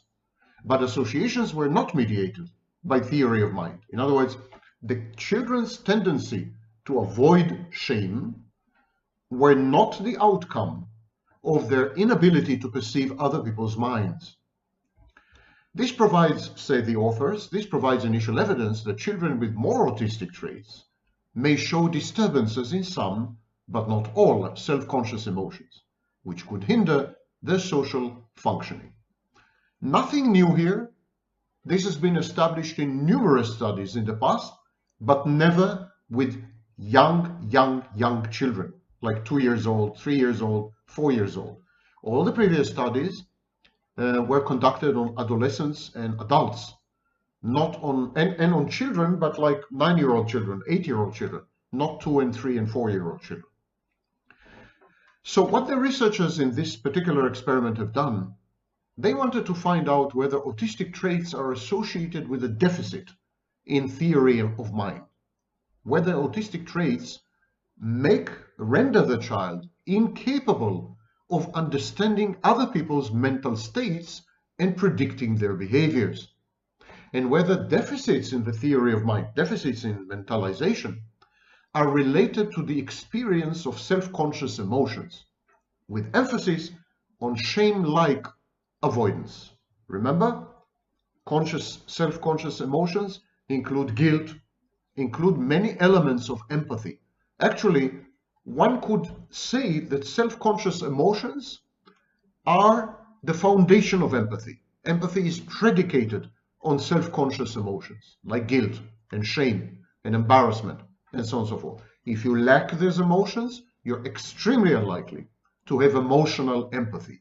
You may be able to have what I call cold empathy, which includes reflexive or instinctual empathy and cognitive empathy, but you will never have full-fledged empathy, because you must have to, in order for you to have a full-fledged empathy, you must have an emotional component.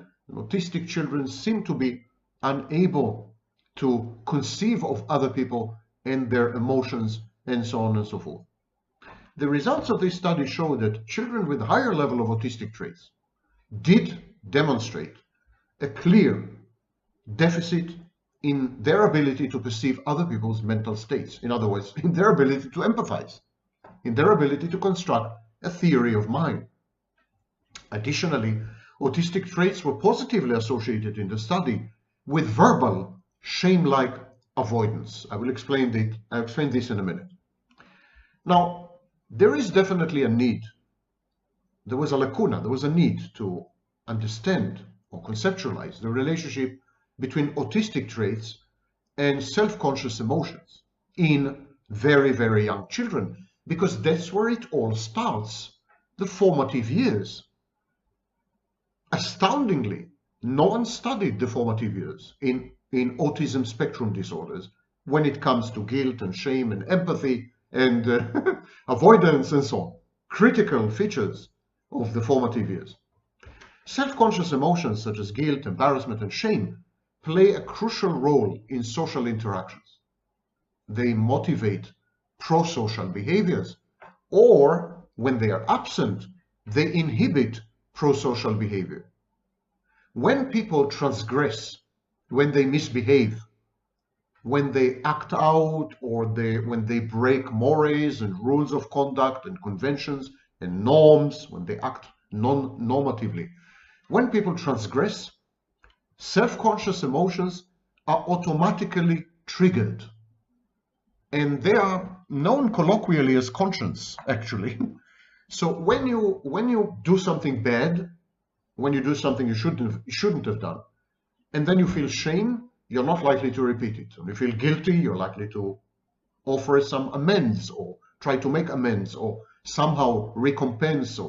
So these emotions, self-conscious emotions, are the ones that regulate and maintain social relationships and minimize transgressions, misconduct, misbehavior via a form of disinhibition and negative reinforcement.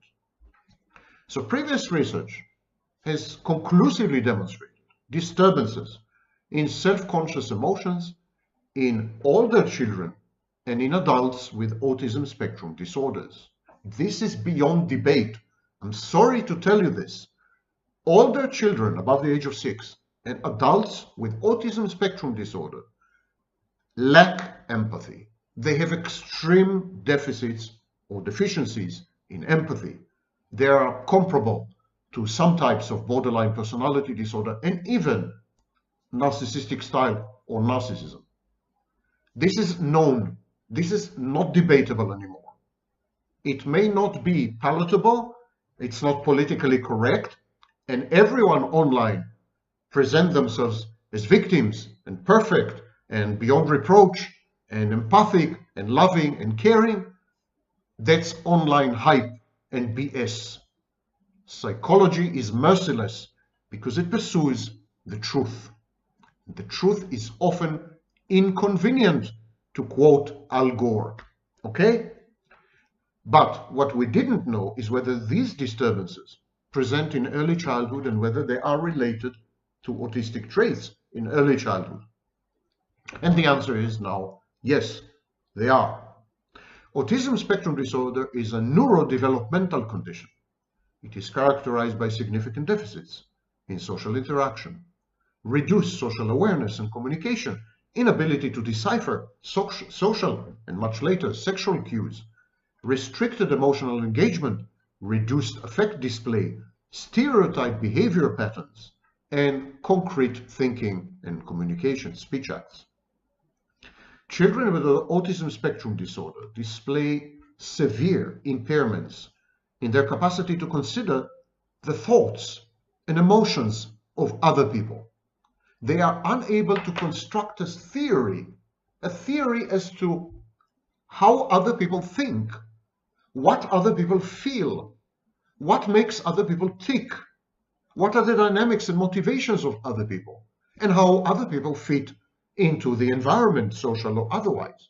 This is known as theory of mind, and the process is known as mentalization, and it's absent, literally absent, in autism spectrum disorders. And of course, this leads to severe disturbances in self-conscious emotions, post-transgressive behavior. So someone with autism spectrum disorder misbehaves egregiously and then is unable to experience shame or guilt. And when he does experience shame, he avoids it, verbally or otherwise. He shuns the self-conscious emotions and is rarely embarrassed. If a child fails to comprehend that they have broken a norm, transgressed against the conventions of society, if they fail to understand that they have hurt someone else's feelings, someone else's interests, someone else's property, these kind of children cannot feel guilty or embarrassed. They may experience shame, and they experience shame because of the reactions of other people. And then when they experience shame, they display withdrawal or avoidant behaviors. And gradually, over the years, many of these children, develop narcissistic defenses to the point of narcissistic personality disorder in a small minority of them. Narcissistic defenses simply are a form of alloplastic defenses. Narcissistic defense means other people are the problem. They are deficient. Something's wrong with them. I'm okay. I'm all right. I'm perfect. I've done nothing wrong. It's a form of shame avoidance or shame withdrawal. Studies investigating the association between autistic traits and self-conscious emotions now prove conclusively in all age groups that there are fewer signs of guilt and more signs of shame. Mind you, it is still unclear when these disturbances develop exactly. What are the underlying mechanisms? Are they neurological? Are they environmental? Are they genetic? Well, we don't know enough. We know very little about autism, strangely. So autism has been first described 90 years ago. That's like 90 years ago, and we know very little about autism. Same with narcissism, first described 110 years ago. We still know very little about narcissism. It's the disgrace of the profession. In the new study, Shanna van Tricht and her colleagues, they investigated these relationships between autistic traits, self-conscious emotions. And remember, there's no empathy without a theory of mind. There's no empathy without self-conscious emotions, period. So, if autistic children lack a theory of mind and they lack most self-conscious emotions, in the best case, they have extremely impaired empathy. And really, in reality, they lack empathy exactly like narcissists. It also raises interesting questions about narcissists. Someone should study children who are exposed to abuse and trauma between the ages of 2 and 4 and see whether they traverse the same developmental trajectory as children with autistic spectrum disorder, with autism spectrum disorder. So it could be that children at these ages, children fail to develop a theory of mind, fail to understand or to read appropriately other people, fail to experience shame and guilt, shame because they avoid it, and guilt because they simply don't experience it. They don't have such a thing. It's possible that children, what I call idiosyncratic children, children with problems, mental health problems, neurodevelopmental problems, problems in the environment, they're being abused or traumatized, and so on. So it's possible that this is the typical reaction to idiosyncrasy. It is as if the child says, I'm special. I'm special because I'm rejected, I'm ostracized by society, by my peers, by my parents, and so on. Only special children are rejected by society, and so they develop narcissistic defenses. The child says, my mother rejects me. She's a dead mother, yes? She rejects me, or she breaches my boundaries, or she won't let me separate, or she hates me, or she loves me too much, or whatever. All these are forms of abuse. And the child says, well, it must mean that I'm special. I think autistic children undergo this exact same process. Even though they feel to some extent inferior, damaged, and broken, they convert this into uniqueness. They say, yeah, I'm a special child. You know, we have this special needs children, this special element. So I think narcissistic defenses are provoked very early on in children who are idiosyncratic. And when I say idiosyncratic, it doesn't have to be autistic, it doesn't have to be an abused child, it could be an immigrant child, it could be a child who is exposed to racism, systemic racism, or peer racism, it could be a child who is obese, it could be a child who is gifted, a child who stands out, a child who never fits in, a child who cannot conform for whatever reason, neurodevelopmental reason, environmental reason, you name it, intellectual reason, intellectually challenged children as well. I mean, this kind of children would tend to develop a theory of themselves, an internal working model, which renders them special. And so this hypothesis of mine needs to be tested. We need to see whether children who are about to become narcissists in adulthood are indistinguishable from children with autism spectrum disorder. I believe that they are. I believe you can't tell the difference at age 2 or age 4. Now, the researchers were faced with a dilemma. They needed to separate what we call confounding factors, factors that affect each other, and contaminate the picture. There's no pure situation. So, for example, higher levels of autistic traits correlate with reduced guilt and embarrassment. They also correlate with increased shame-based avoidance and withdrawal. But do these deficits, do these problems, are they associated with the inability to form a theory of mind? Because both are present. And it's very difficult to say whether there's causation, correlation, or whether these two phenomena are related somehow to a higher level, third phenomenon. So they found that children with more autistic traits showed more verbal shame-like avoidance. What I mean is that these kind of children tended to verbally withdraw or avoid social interactions or situations after they have committed a transgression. They did something wrong and then they just ran away. They avoided other people. They didn't want to talk to anyone. Because they didn't want to feel shame. They didn't feel guilty.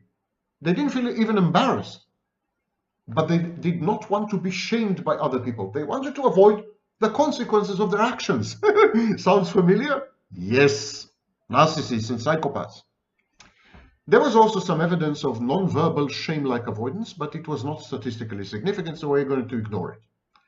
The study, it's important to emphasize that the study did not support the idea or the hypothesis that children with more autistic traits experience less guilt and embarrassment after doing something wrong than normally.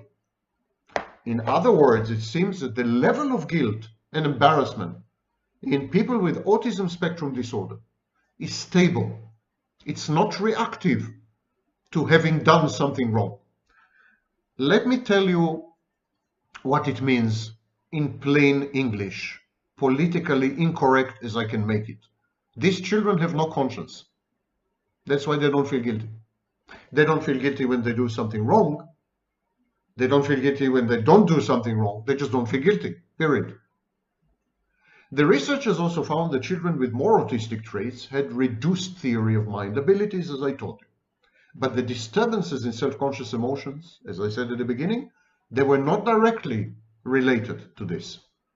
So it looks like the inability to experience guilt and shame are constitutional. They are not the outcome of the inability to empathize with other people. They are not the outcome of the inability to create a theory about other people, to put yourself in other people's shoes. No, it's just a built-in, hardwired inability to experience guilt and embarrassment. Here again, I propose a study. Psychopaths are like this. The developmental trajectory of psychopathy between the ages of 2 and 4, the developmental trajectory of narcissism between the age of 2 and 4, and the developmental trajectory of children with autism spectrum disorders between the ages of 2 and 4, they all strike me as identical. So there must be a common denominator here. What is it?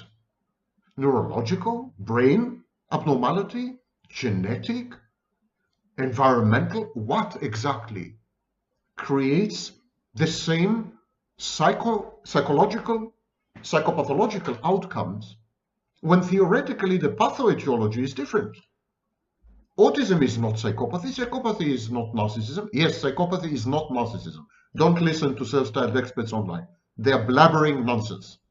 So these are three different conditions, and yet they have so many commonalities in early childhood that it's shocking.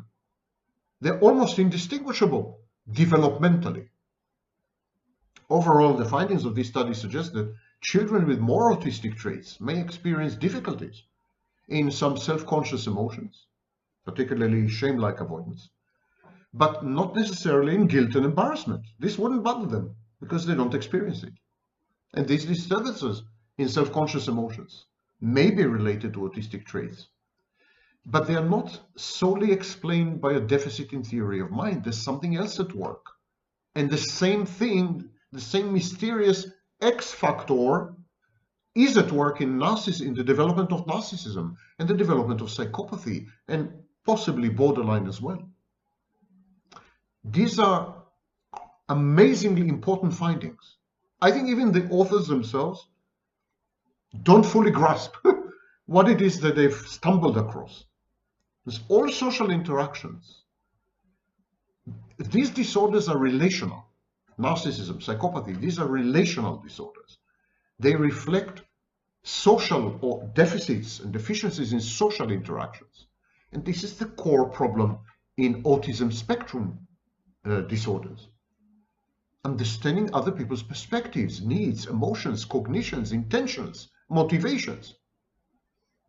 There's a failure here in all three conditions, which ostensibly are not related. But here they are, phenomenologically, definitely related.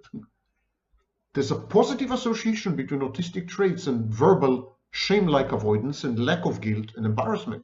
There's an identically positive correlation or association between narcissistic traits and verbal shame-like avoidance and lack of guilt and embarrassment. The same goes for psychopaths. And all three experience harsh, overpowering difficulties in social interactions and social functioning. Something to look into, one should think.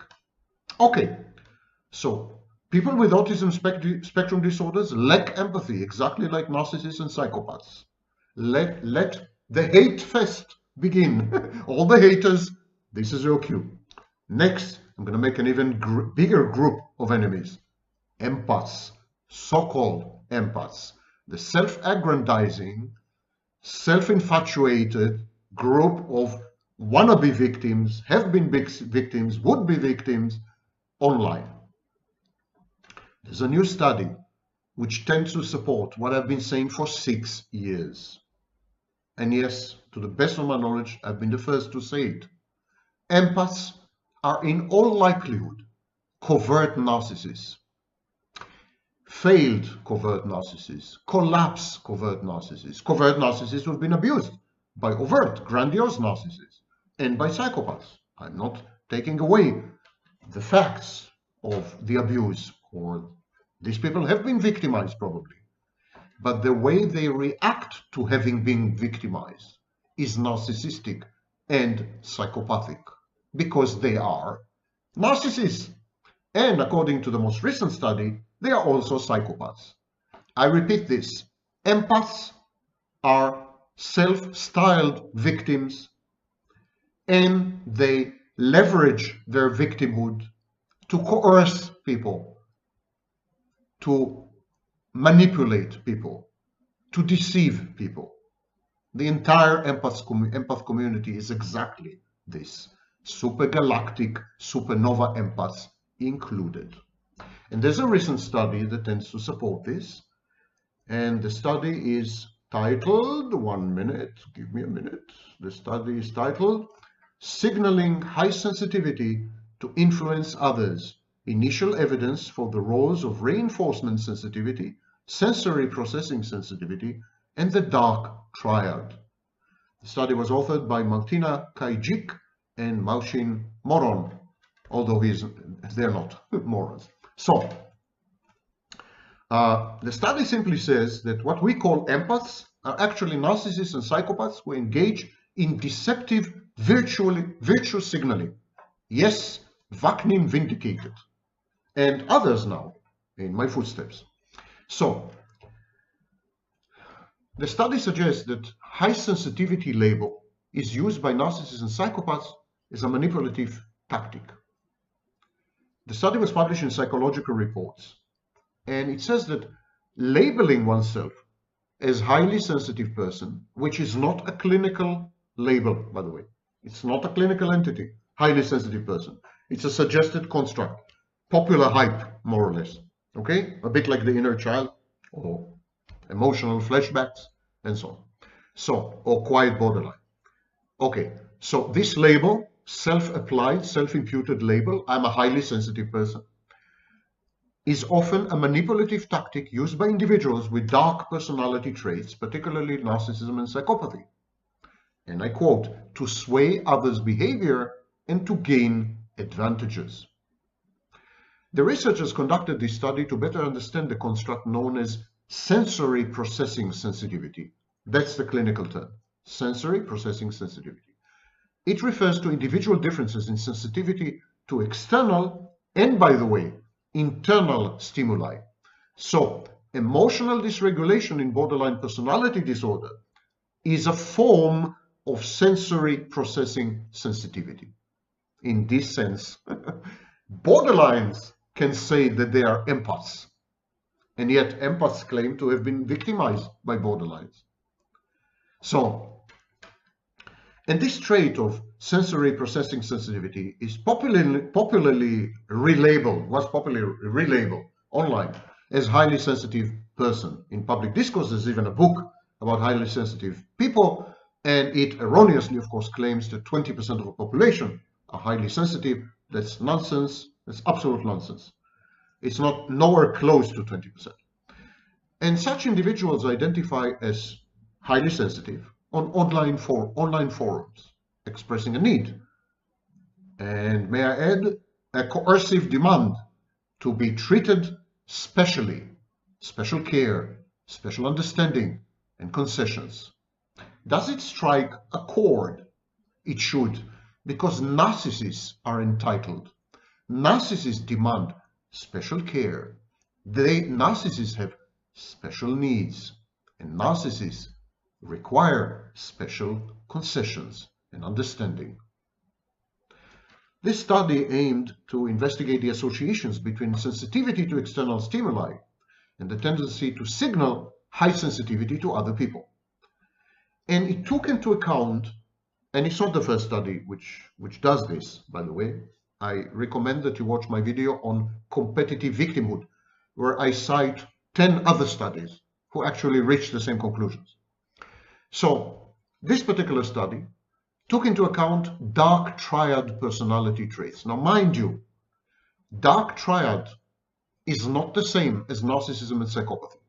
Dark triad personality includes subclinical narcissism, narcissistic traits and style that do not amount to full-fledged narcissistic personality disorder, subclinical psychopathy, psychopathic behaviors and traits that do not amount to psychopathy, and Machiavellianism. Machiavellianism, the ability and tendency to manipulate other people in order to obtain favorable outcomes, a form of self-efficacy.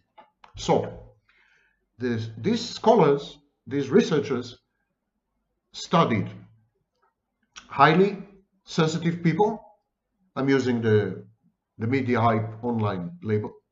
So they studied highly sensitive HSPs, and then they delved deeper and asked themselves, are these people narcissists and psychopaths? And they correlated narcissism and psychopathy with signaling. Highly sensitive people who keep signaling, I'm a victim, I'm super sensitive, I'm amazingly delicate, you should treat me with kid gloves, you should respect me, you should make concessions because I'm brittle and I'm broken and I'm damaged and I'm amazing and I'm fantastic and I'm supernova, and all other disgusting, manipulative, virtue signaling, deceptive practices which narcissists and psychopaths do on a daily basis, online and offline. The researchers hypothesized two possibilities: assertive signaling of specific needs, where individuals genuinely express their sensitivity in order to alert others to their unique situational needs. These are people who say, broadcast, I'm sensitive, please take this into account when you interact with me. So this is called assertive signaling of specific needs, and it is contrasted with deceptive signaling, where the expression of high sensitivity is used to manipulate other people. It's a manipulative strategy. And I'm going to quote from the study: due to the advantages that could be achieved as a result of signaling victimhood, the public displays of one's weakness and oppression by personal limitations might be considered as a two-sided social strategy. On the one hand, it could help individuals with particular sensitivities, neurotics, That's in the study, not my word. Neuroticism. To better satisfy their needs in everyday social interactions. On the other hand, listen well, a number of studies showed that victimhood signaling was also used as a deception strategy by individuals high in the dark triad, namely narcissism, Machiavellianism, and psychopathy traits. It's pretty unequivocal. And so the researchers found a weak association between sensory processing sensitivity and signaling high sensitivity to influence other people. It means that there are people out there who are sensitive. They score high on sensory processing sensitivity. But these kind of people are actually less likely to signal their sensitivity. They're likely to be loners, schizoids, avoid other people, withdraw, protect themselves against overstimulation. They're not likely to go online and seek additional stimulation. They're not likely to troll. They're not likely to have fights with other people online. They're not likely to make a public display of themselves. They're not extroverted, they're introverted, they're terrified, they're overstimulated, they're in pain constantly. The last thing they want is to interact with thousands of other people. No way. The very fact that someone is online almost rules out the possibility that it's a truly highly sensitive person. Individuals who score high on sensory processing sensitivity, it reflects a heightened depth of stimulus processing and awareness of subtleties in the environment. These people are like constantly traumatized, like death by 1,000 cuts. It's like they have no skin. Their nerve endings are exposed to the environment without any isolation or firewall.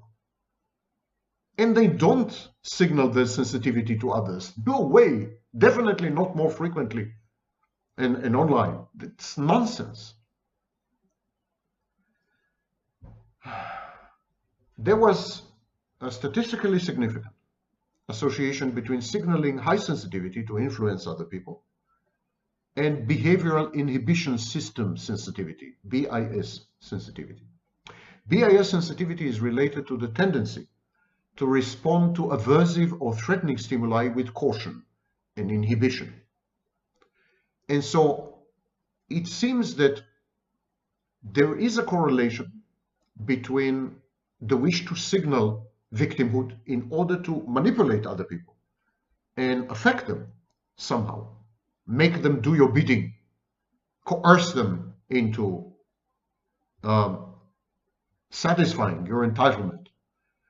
So there is a correlation between this and the tendency to respond to threats and aversive situations with caution and inhibition. But the correlation is very weak. The association is weak. It's statistically significant, but it's weak. It seems that many of the empaths, for lack of a better word, online, are at the same time also aversive to threats and risks. They're cautious. Now, this is not a typical psychopathic trait, but it is a typical trait of narcissists. I have breaking news for you. Narcissists are cowards, total cowards. They're craven. Everyone knows that bullies are cowards, and it's true. It's just not just a platitude or a cliche. It's absolutely true. Bullies are cowards. And the vast majority of bullies are narcissists. Narcissists are cowards. So they are likely to try to manipulate other people via deceptive signaling, lie to them that they are victims, or even self-perceive as victims. Narcissists believe their own BS. They believe their own confabulations and their own fantasies and constructs. So there could be narcissists online who firmly believe that they have been victimized and therefore they are victims, the world's biggest victims ever, of course, because they are narcissists. But when they do so, they are aware of threats and risks in the environment and are trying to avoid them.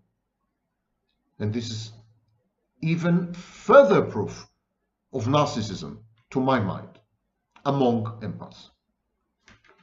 There is a positive association, a much stronger positive association, between signaling high sensitivity to influence others and the behavioral approach system, BAS. BAS is related to reward responsiveness. It reflects an individual's motivation to seek positive outcomes, positive reinforcements, and rewards. It's a dopamine thing, kind of, dopaminergic thing. And so this kind of person would use victimhood signaling of high sensitivity in order to secure rewards, to secure pleasure, narcissistic supply, positive outcomes, sex, power over a group of people in a forum, for example, as a moderator or whatever.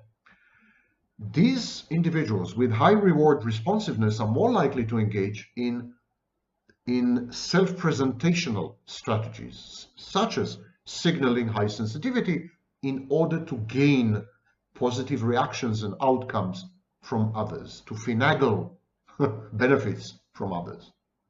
Individuals with higher scores on dark personality. So I want to quote to you something. Individuals with higher scores on dark personality traits, especially narcissism and psychopathy, were more likely to engage in signaling high sensitivity to influence others. This finding supports the deceptive signaling hypothesis, indicating that the expression of high sensitivity can be a manipulative interpersonal strategy employed by grandiose and callous individuals to gain advantage in social interactions. I couldn't have said it better myself. I continue.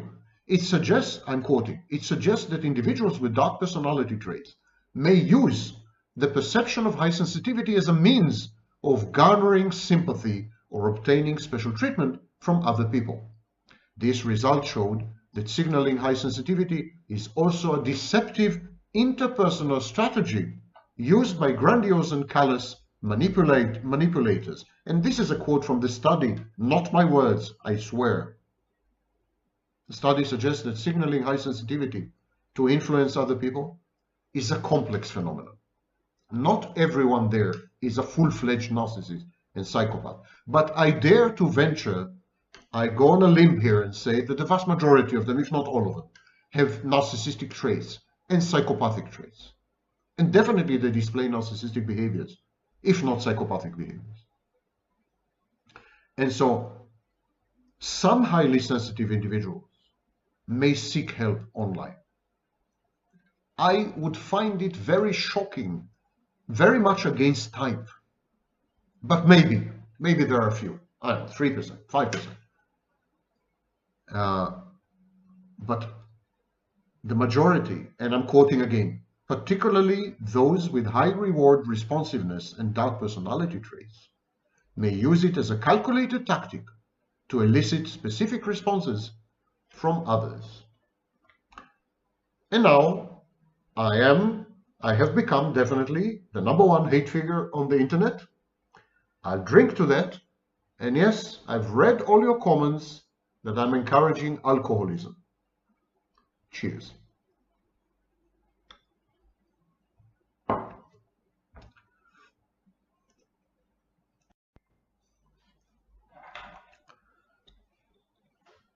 My name is Sam Vaknin, and I'm the author of Malignant Self-Love, Narcissism Revisited. I'm also a professor of psychology in several universities.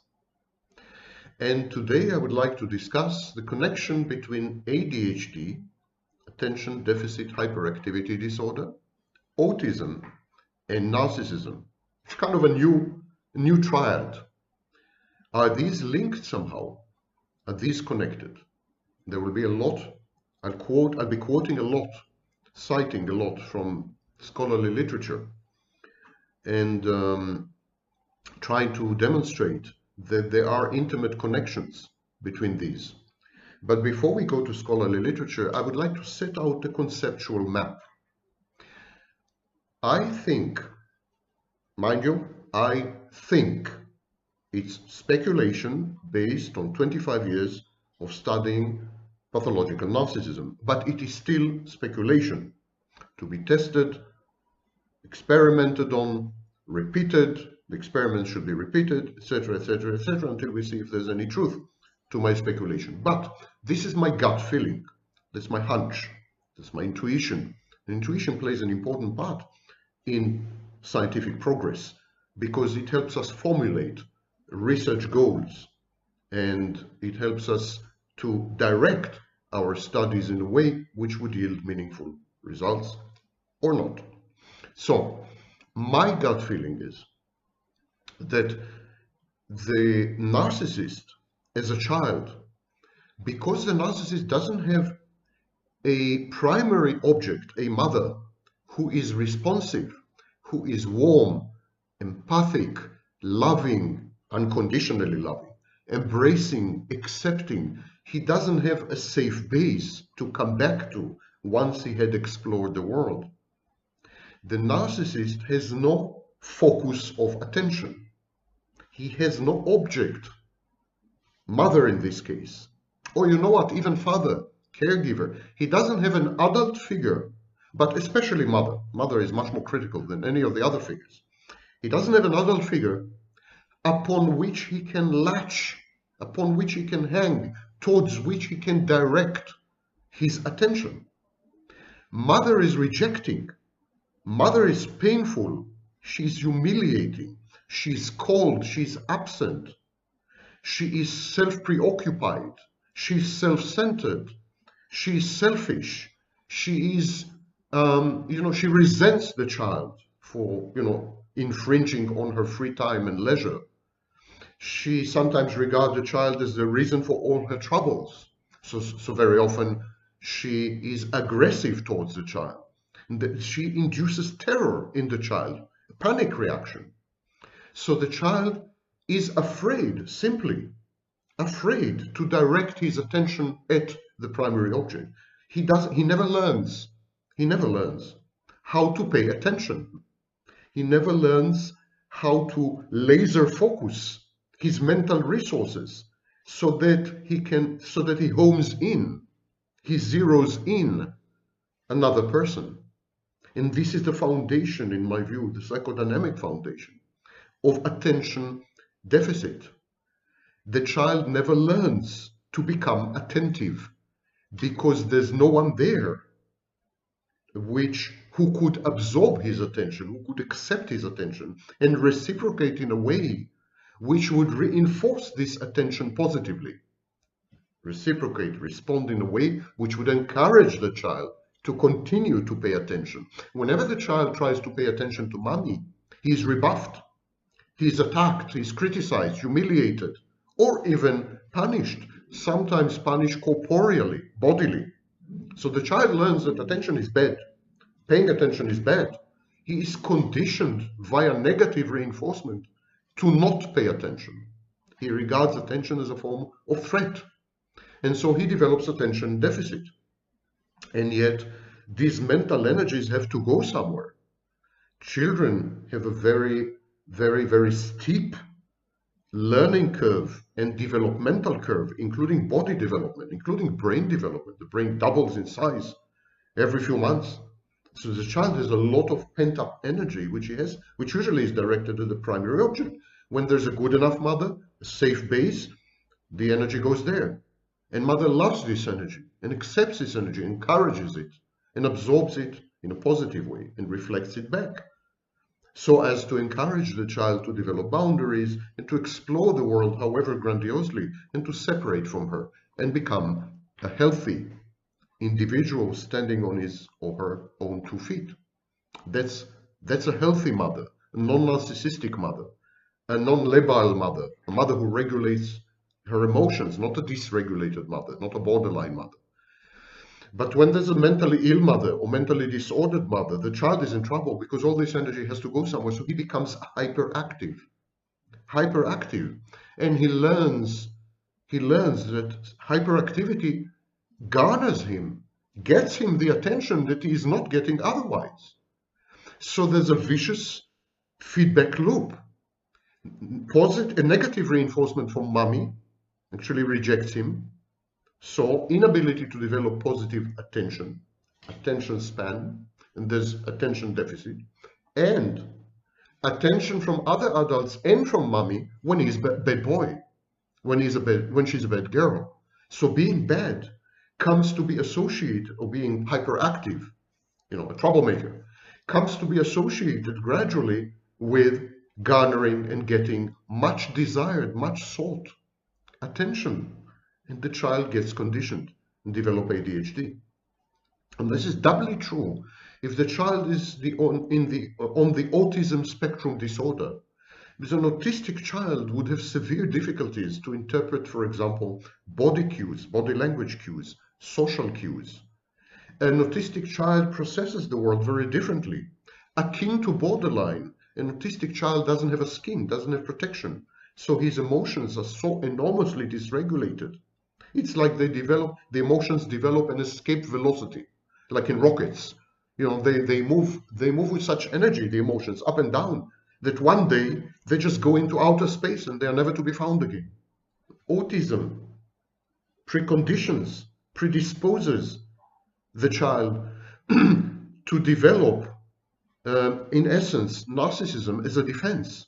So narcissistic defenses in autistic children are very common. And one of them, of course, is a pronounced lack of empathy, or at least discernible empathy, functional empathy.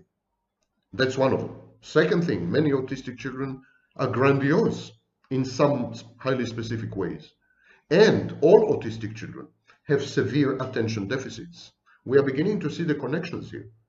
Possibly there's an autistic child who reacts with narcissistic defenses and learns dysfunctional ways of regulating attention, both because he has a biological proclivity and predisposition to dysregulation of attention, and because he learns from his environment, from his human environment, that certain types of attention, the negative ones, go hand in hand with hyperactive behavior. So it becomes, these three conditions become enmeshed, entangled, and cannot be separated. They feed on each other. And it's very, very difficult to break. This part, that there is such a connection, this part is not speculation. And this is why I want to read to you from scholarly studies. In the book Sadism, Psychoanalytic Developmental Perspectives, which I mentioned in yesterday's video, there's a scholar by the name of Damian McCann, and I'm quoting from his article in the book. He says, according to the American Academy of Child and Adolescent Psychiatry, almost half of those diagnosed with oppositional defiant disorder or conduct disorder are also diagnosed with attention deficit and hyperactivity disorder, ADHD. So for you to understand, oppositional defiant disorder and conduct disorder are the precursors of psychopathy. Most children, about 80% of children with conduct disorder, grow up to become psychopaths. So here we see early on the connection between oppositional defiant disorder, ODD, and conduct disorder, the precursors for narcissism and psychopathy, how they're intimately linked with ADHD. Half of children with ODD and conduct disorder also have ADHD. I'm continuing from the article. Adolescents living with ADHD, attention deficit hyperactivity disorder. So adolescents living with ADHD and a coexisting conduct disorder, such as oppositional defiant disorder. These adolescents are at higher risk for antisocial behavior and suspension from school. The school dropout rate for this group is 12 times greater than the rate among adolescents who are not affected by ADHD. Outcomes that underline the importance of early identification. The McCann continues, it has been suggested that parents of children living with ADHD and conduct disorder often feel frightened and intimidated by their child's behavior. They worry about danger or injury to other family members. Parents may also be shocked or embarrassed by their child's sadistic behaviors. At one and the same time, family members can act in ways that either reinforce or diminish the patient's problematic behavior or thoughts, so their involvement is helpful and often essential. This is McCann. And this connection between ADHD and early nascent narcissism and psychopathy is extremely strong. What is ADHD actually? The American Psychiatric Association says symptoms of ADHD include inattention, not being able to keep focus, hyperactivity, excess movement that is not fitting to the setting, and impulsivity, exactly like borderlines and psychopaths, by the way. Impulsivity, hasty acts that occur in the moment without thought.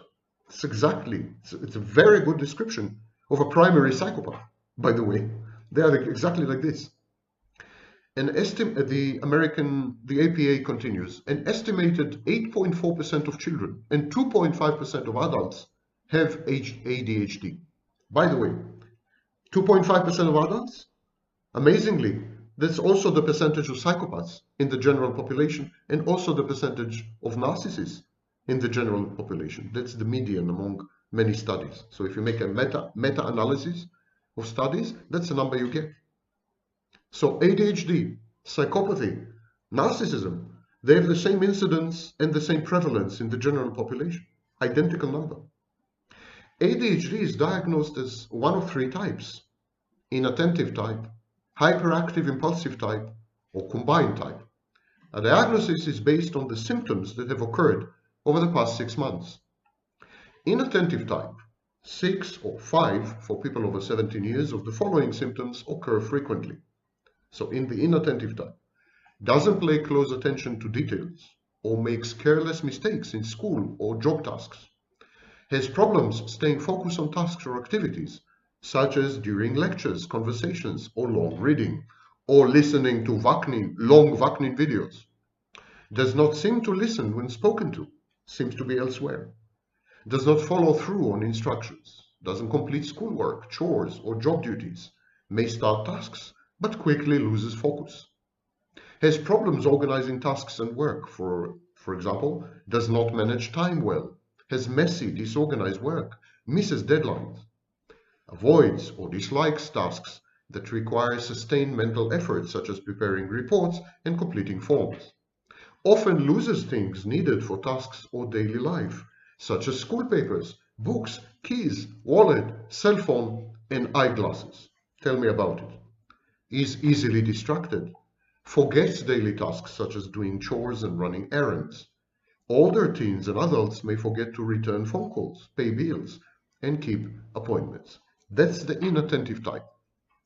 As I go through the list of characteristics of various types of people with ADHD, you will immediately identify your narcissist or your psychopath. Many of these features are very, very typical of psychopathy and narcissism, pathological narcissism. And any and every one of you will confirm this, I'm sure. Feel free in the comments. Then there is the hyperactive impulsive type. Again, fidgets with or taps hands or feet, or squirms in the seat. Not able to stay seated in classroom or workplace. Runs about or climbs where it is inappropriate. Unable to play or to do leisure activities quietly. Always on the go, as if driven by a motor engine. Talks too much. That's me. Blurts out an answer before a question has been finished. For instance, may finish people's sentences. Can't wait to speak in conversations. Very typical of narcissists. Has difficulty waiting his or her turn, such as while waiting in line. Again, a feature of entitlement in pathological narcissism. Interrupts or intrudes on others. For instance, cuts into conversations, games, or activities. Starts using other people's things without their permission. Older teens and adults may take over what others are doing. All these are features which describe ADHD, but also features in pathological narcissism and in primary psychopathy. There is a very powerful connection between these diagnoses. And again, I repeat my hypothesis, my working hypothesis, to be tested. I think the child in a dysfunctional family with a dead mother, non-responsive mother, not good enough mother, with the wrong kind of mother, selfish, inattentive, cold, detached, narcissistic, self-centered, instrumentalizing and parentifying mother, which uses the child to gratify her wishes and needs, smothering and pampering and doting mother, teaching the child that he can do no wrong, isolating him from reality, mothers who don't allow the child to develop boundaries, to separate, to individuate, because they have abandonment anxiety, and the child is there to cater to their needs, to reduce their anxiety. The child is a kind of anti-anxiety medication, an anxiolytic. These kind of mothers, the child cannot develop the skill of paying attention because he doesn't have a focus of attention. The mother is rejecting him, or she is not there, or she treats him as an object, not as a person. And so he doesn't learn to pay attention, and his attention is all over the place, wanders. He has attention deficit, and he doesn't have long enough interactions with the mother. She's cold, she's detached, she just walks away. She creates object inconstancy by her frequent absences. So he doesn't learn to develop an attention span. Even when he does have attention, when he does show attention, this is very brief attention, and then his attention wanders. The mother never teaches him to pay long-term attention to anything. Social media are doing the same to us, by the way. They're reducing our attention span. Advertising and even television. This kind of media, they are destroying our ability to focus, to have long-term attention span, and they induce attention deficits. That is backed by many studies. And so the child compensates for this by becoming hyperactive. It becomes hyperactive for two reasons. First of all, he has a lot of energy. It has to go out somewhere. He develops outlets, dysfunctional outlets for this energy. And the second reason, he gets attention.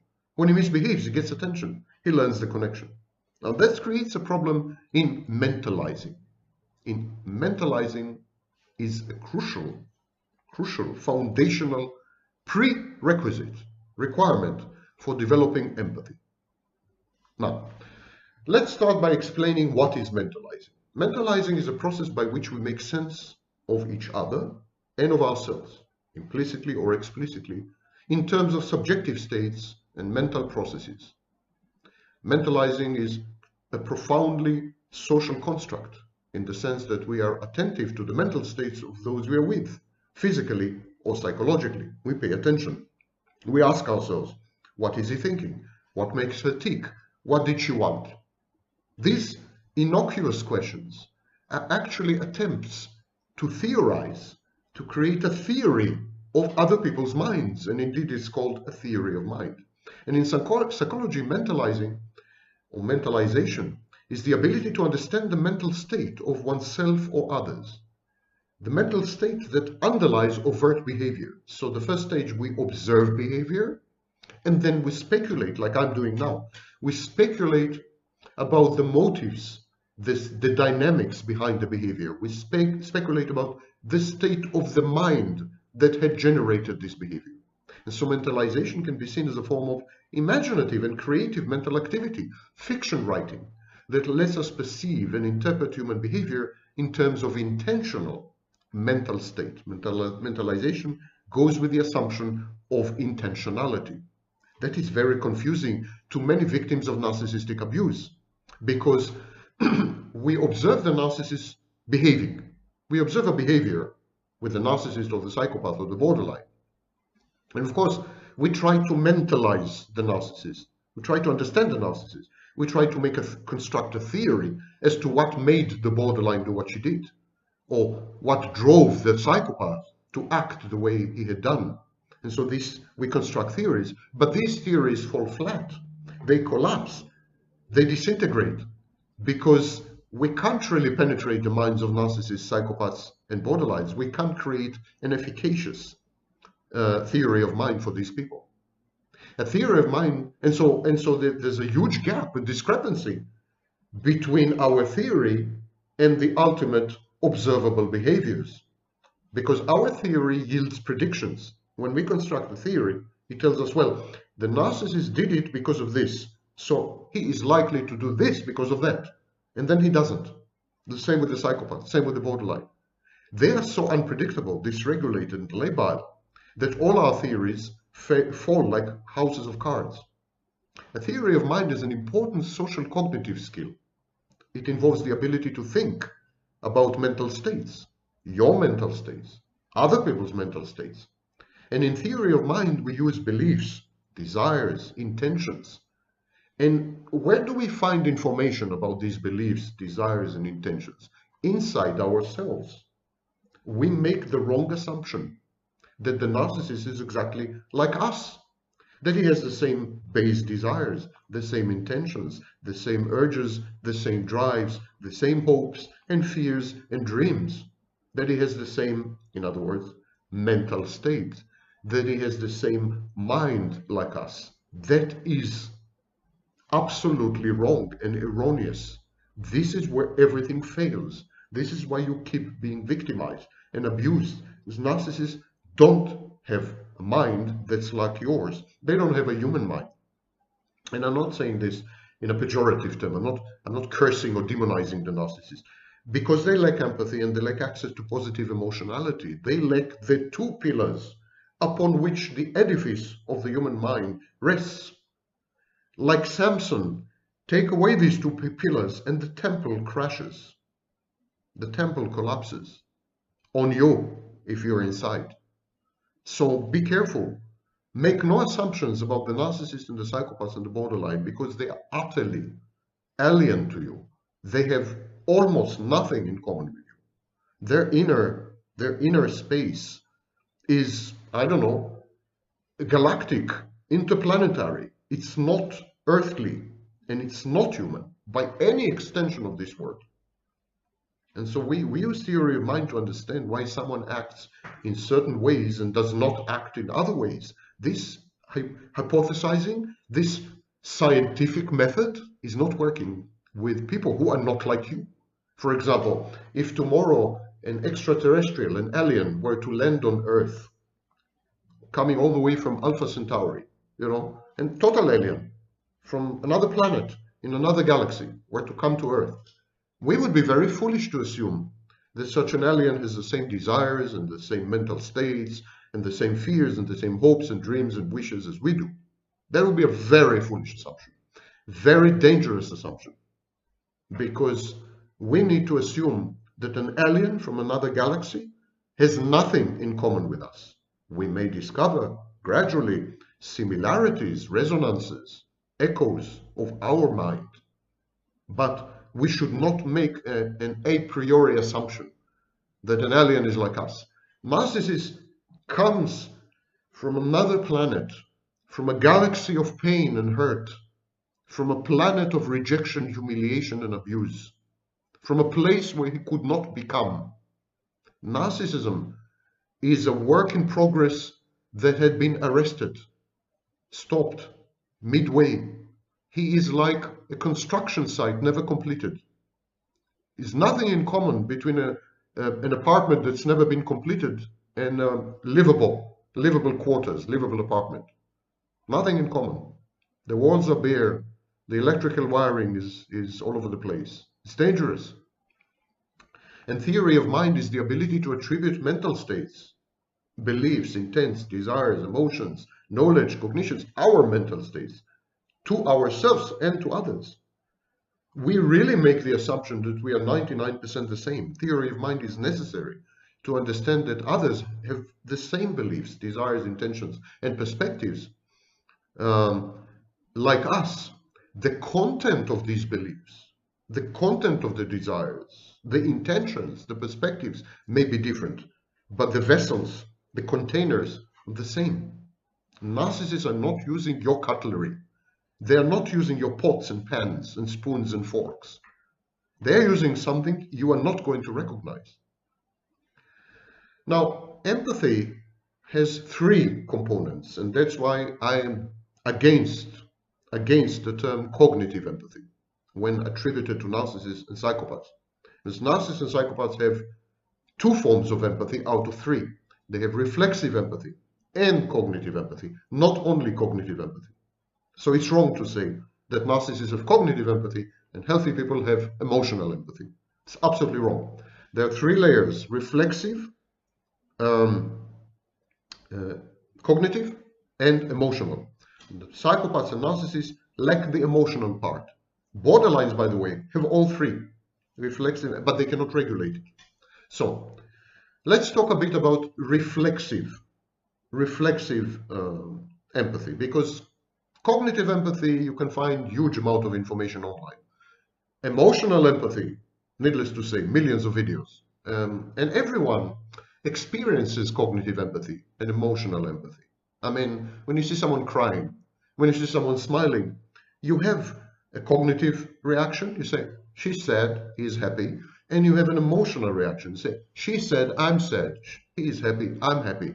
I remember how it feels to be sad, and I'm sad for her. Remember how it feels to be happy, and he makes me smile. So emotional and cognitive empathy are not alien to you. But the vast majority of humans, unless they get stuck at a seriously early stage, don't remember and don't know what is reflexive empathy. And I want to elaborate a bit on this, because in the next video, I'm going to propose a new theory of empathy. And reflexive empathy is a crucial part of it. I'm going to quote from the book Sadism, Psychoanalytic Developmental Perspectives. I'm going to quote from Graham Music. Yes, Music. Someone is called Music. Wonderful name. From Graham Music's article. He's a scholar. So I'm citing the article.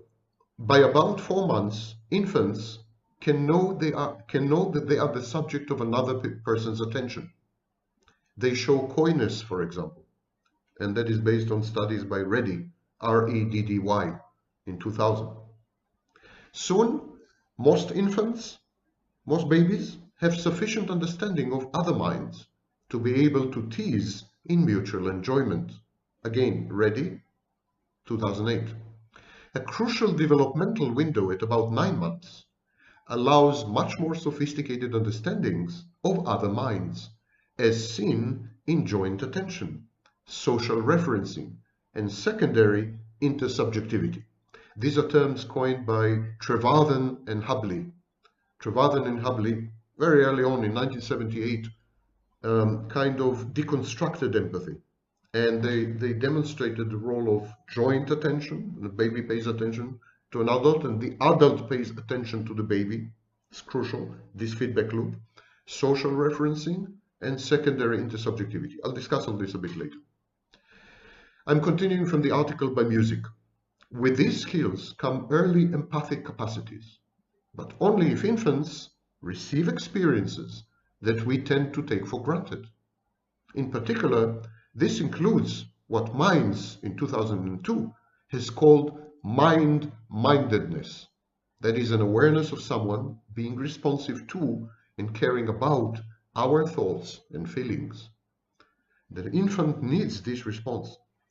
This is so often missing in maltreated, abused children who lack early experiences of attunement, and so they do not develop empathy or care for others. They don't get this feedback early on.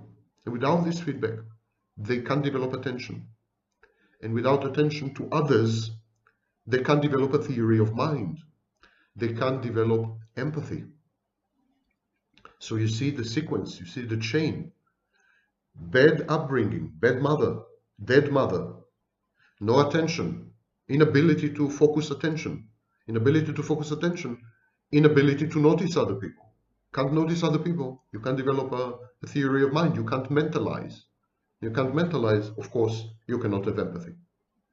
I'm continuing from the article. By around 14 months of age, most children have an innate desire to help other children.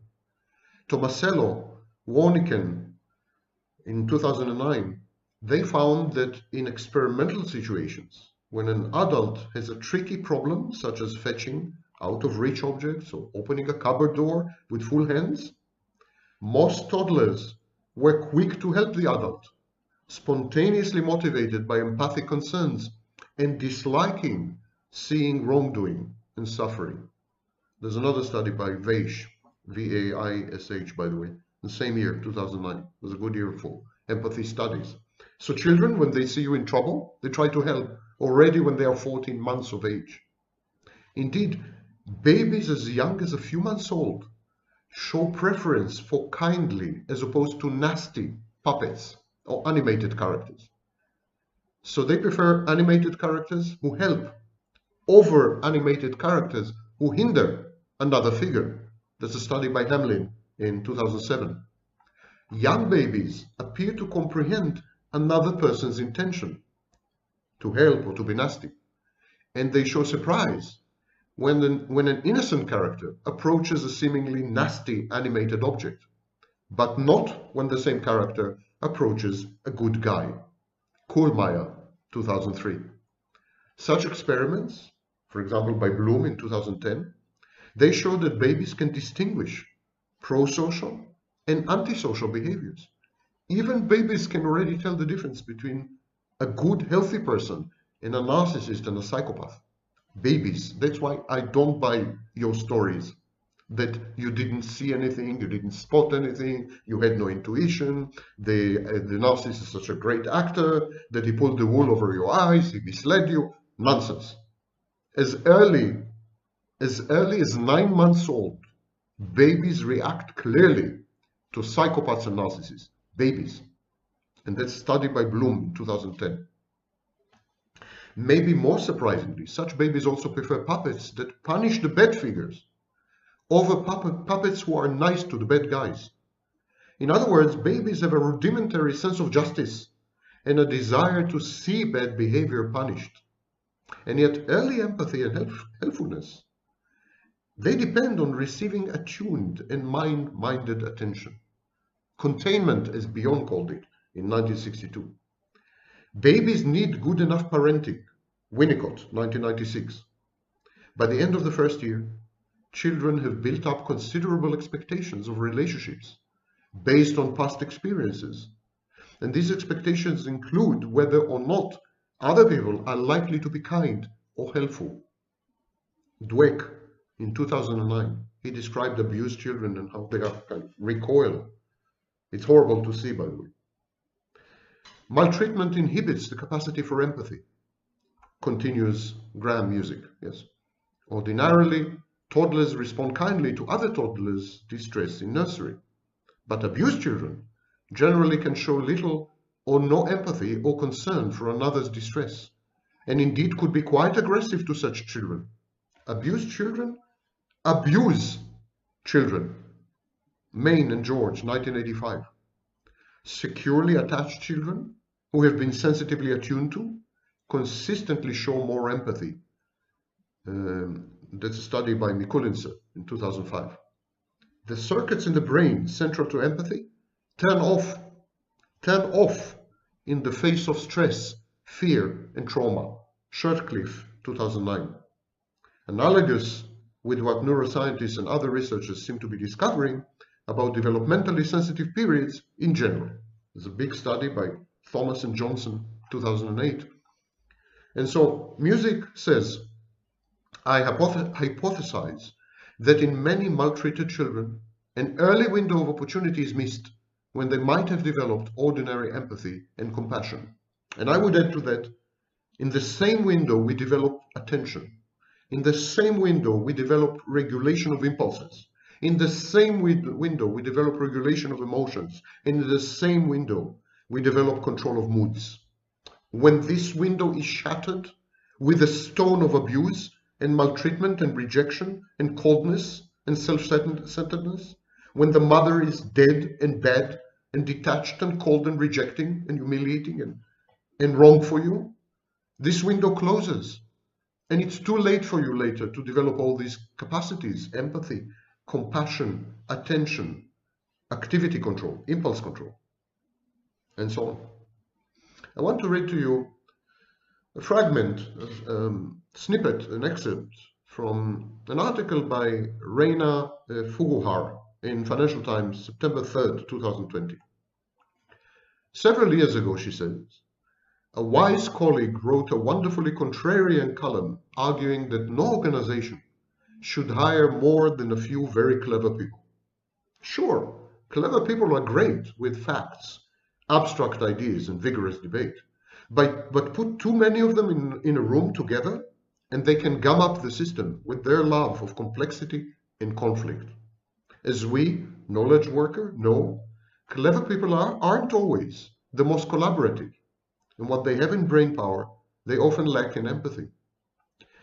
She continues, in his 1958 book of dystopian fiction, The Rise of the Meritocracy, Michael Young predicted that the hubris of the meritocratic elites would eventually trigger a political revolt resulting in the downfall of meritocratic elites.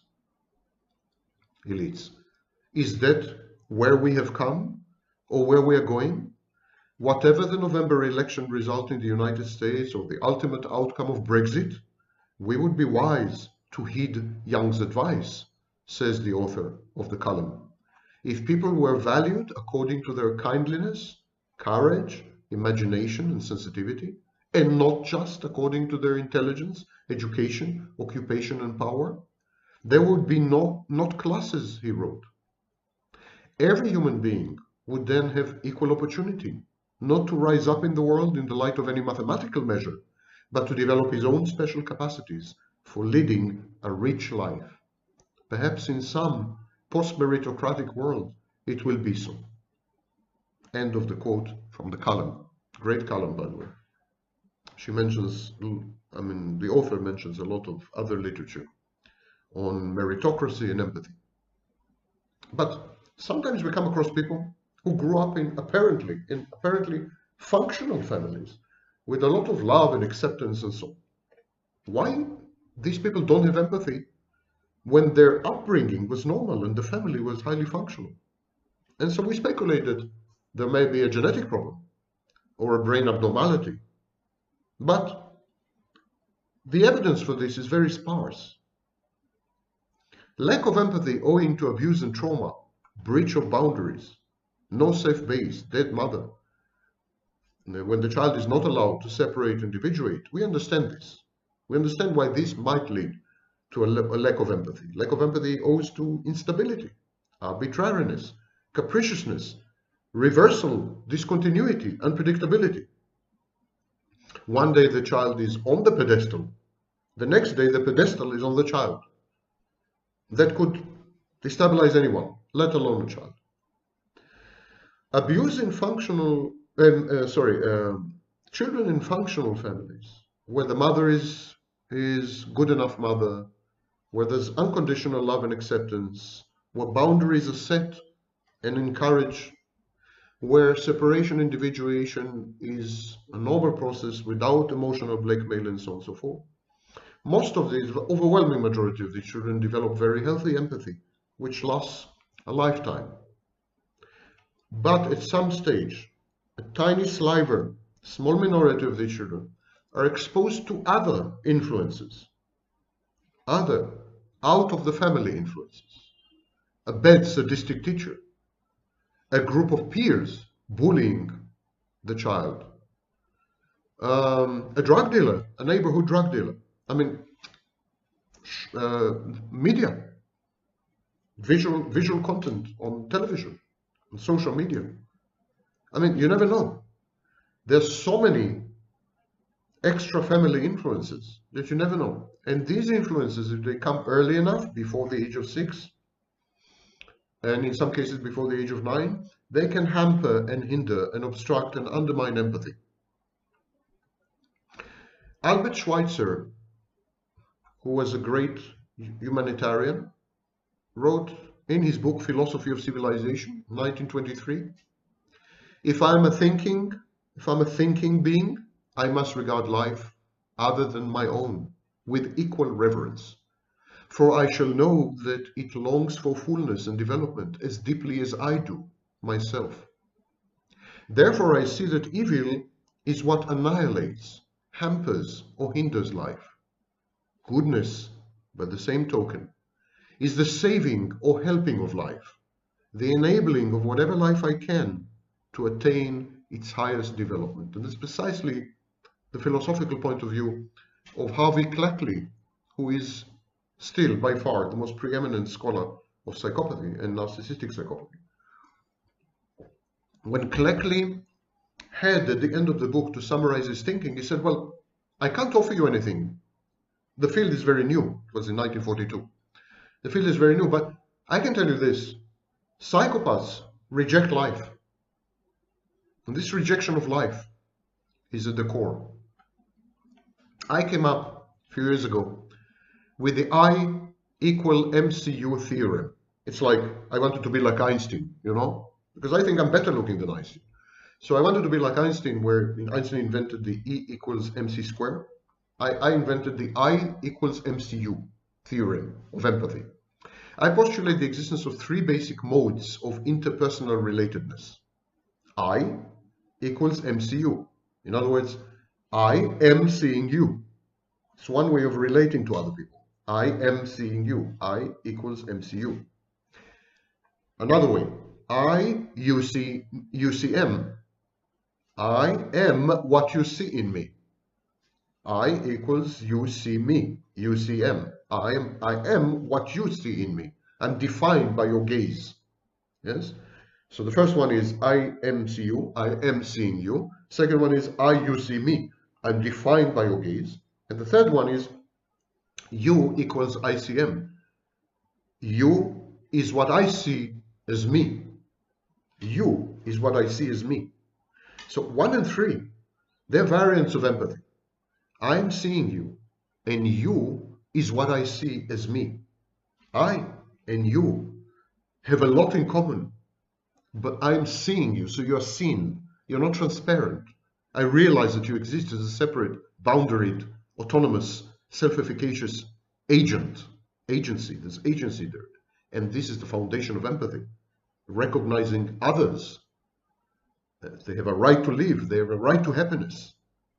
They have a right to boundaries. They have a right not to be hurt and abused and molested. And the third one is you is what I see as me.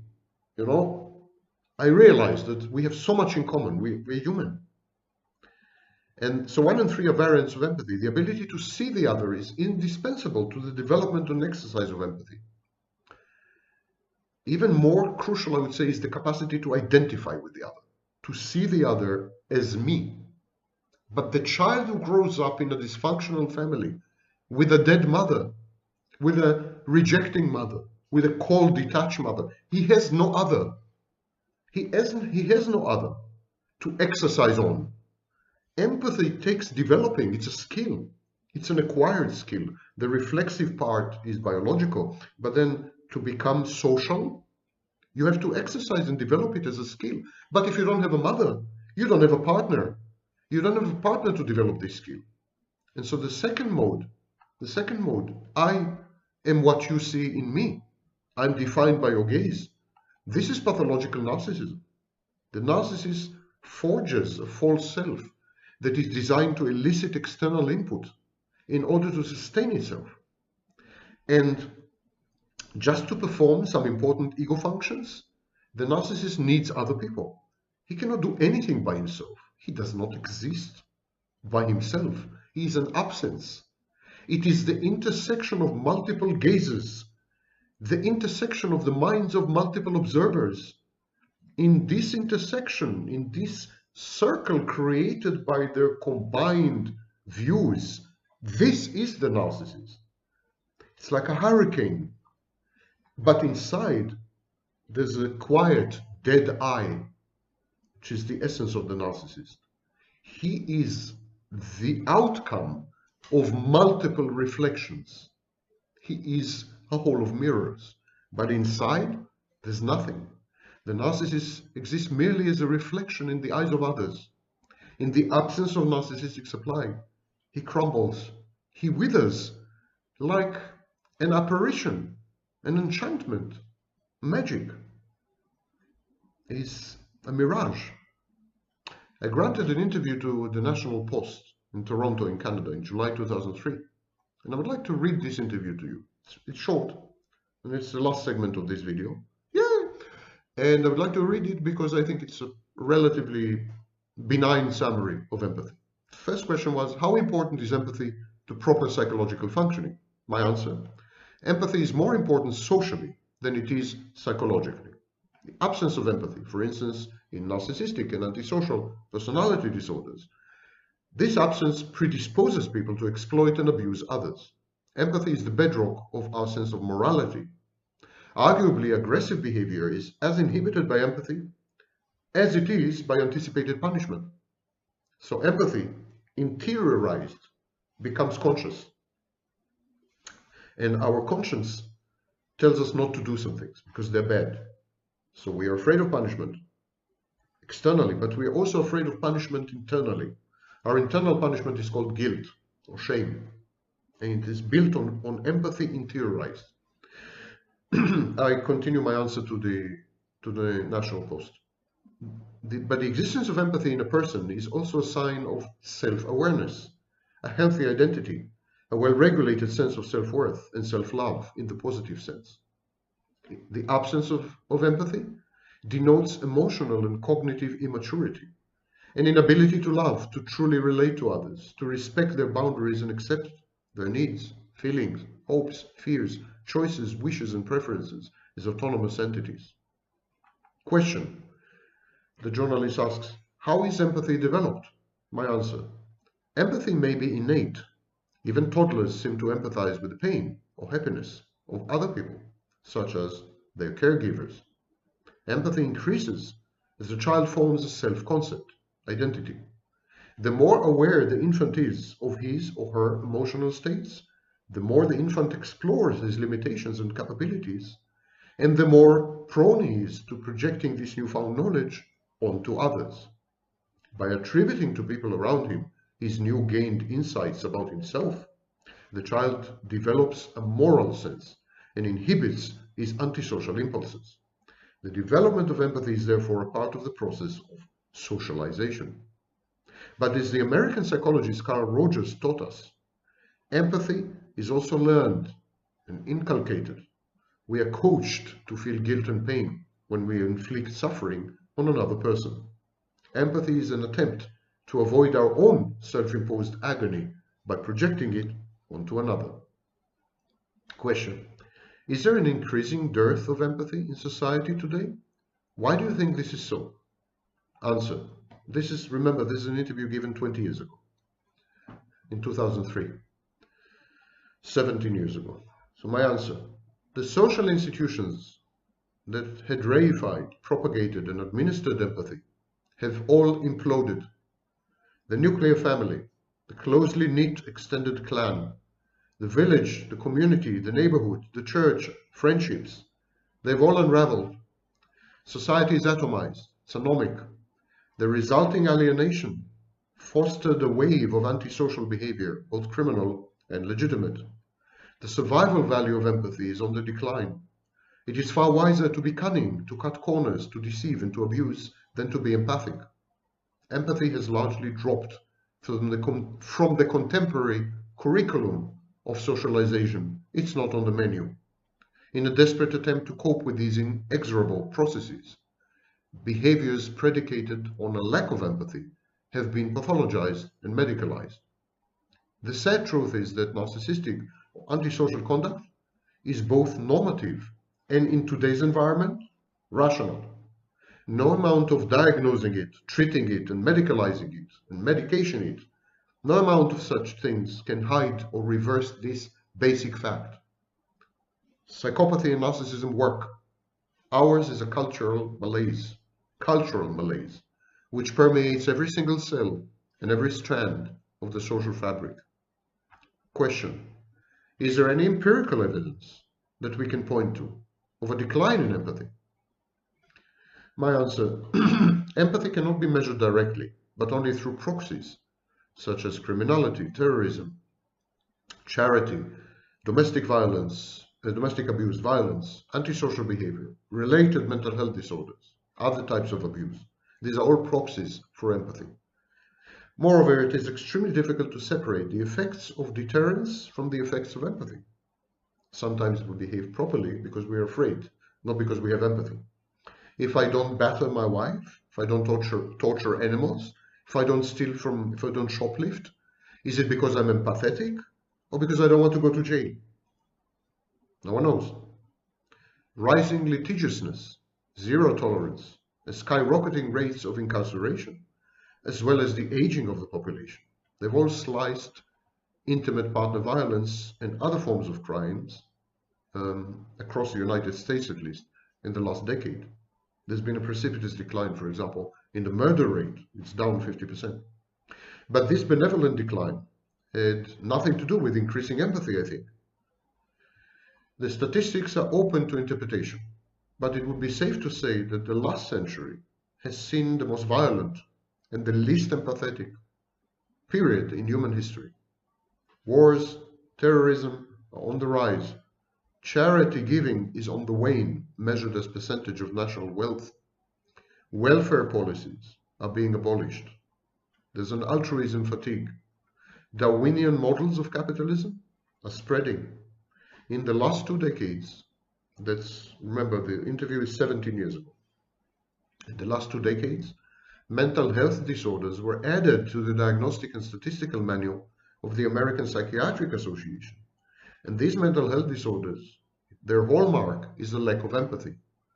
The violence is reflected in our popular culture, movies, video games, the media. There were no social media when this interview was given.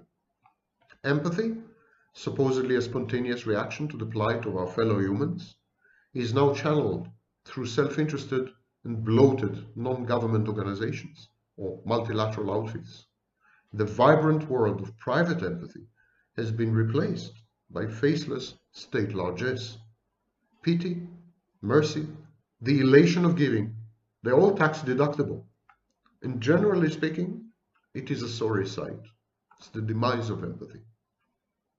So this was an interview in 2003, and by far, I haven't been the only voice. I mean, long before this interview in 1978, Christopher Lasch wrote The Cultural Narcissist. And Emil Durkheim, 100 years before, described anomic societies where empathy will vanish and suicide will flourish. And then you had, I mean, when I say we, I mean psychologists, sociologists, academics, public intellectuals, Raymond Aron, Sartre, you name it, Derrida, dozens, hundreds of names. Marcuse, Santayana, we have been warning against this for like ages. And no one would listen.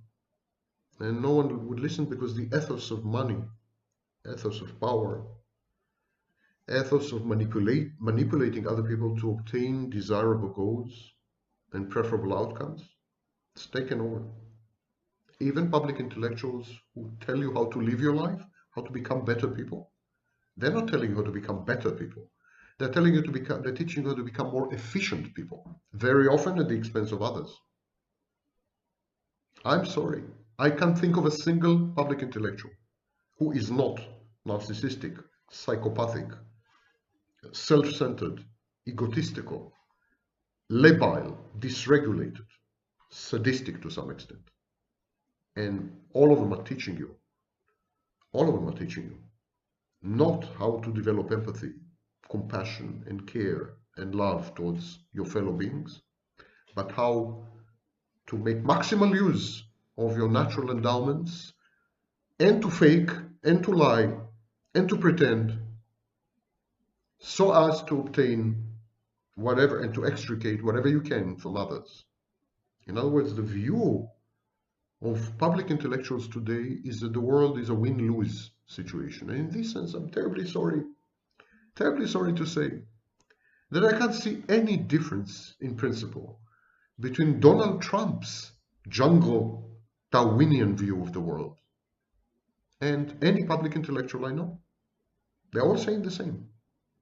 But some of them are saying it in highfalutin way. Some of them, in a pub with a pint kind of way. But they are all saying the same. It's eat or be eaten, kill or be killed, manipulate or be manipulated. Don't be the sucker. Get ahead. Make the most. And the hell with others.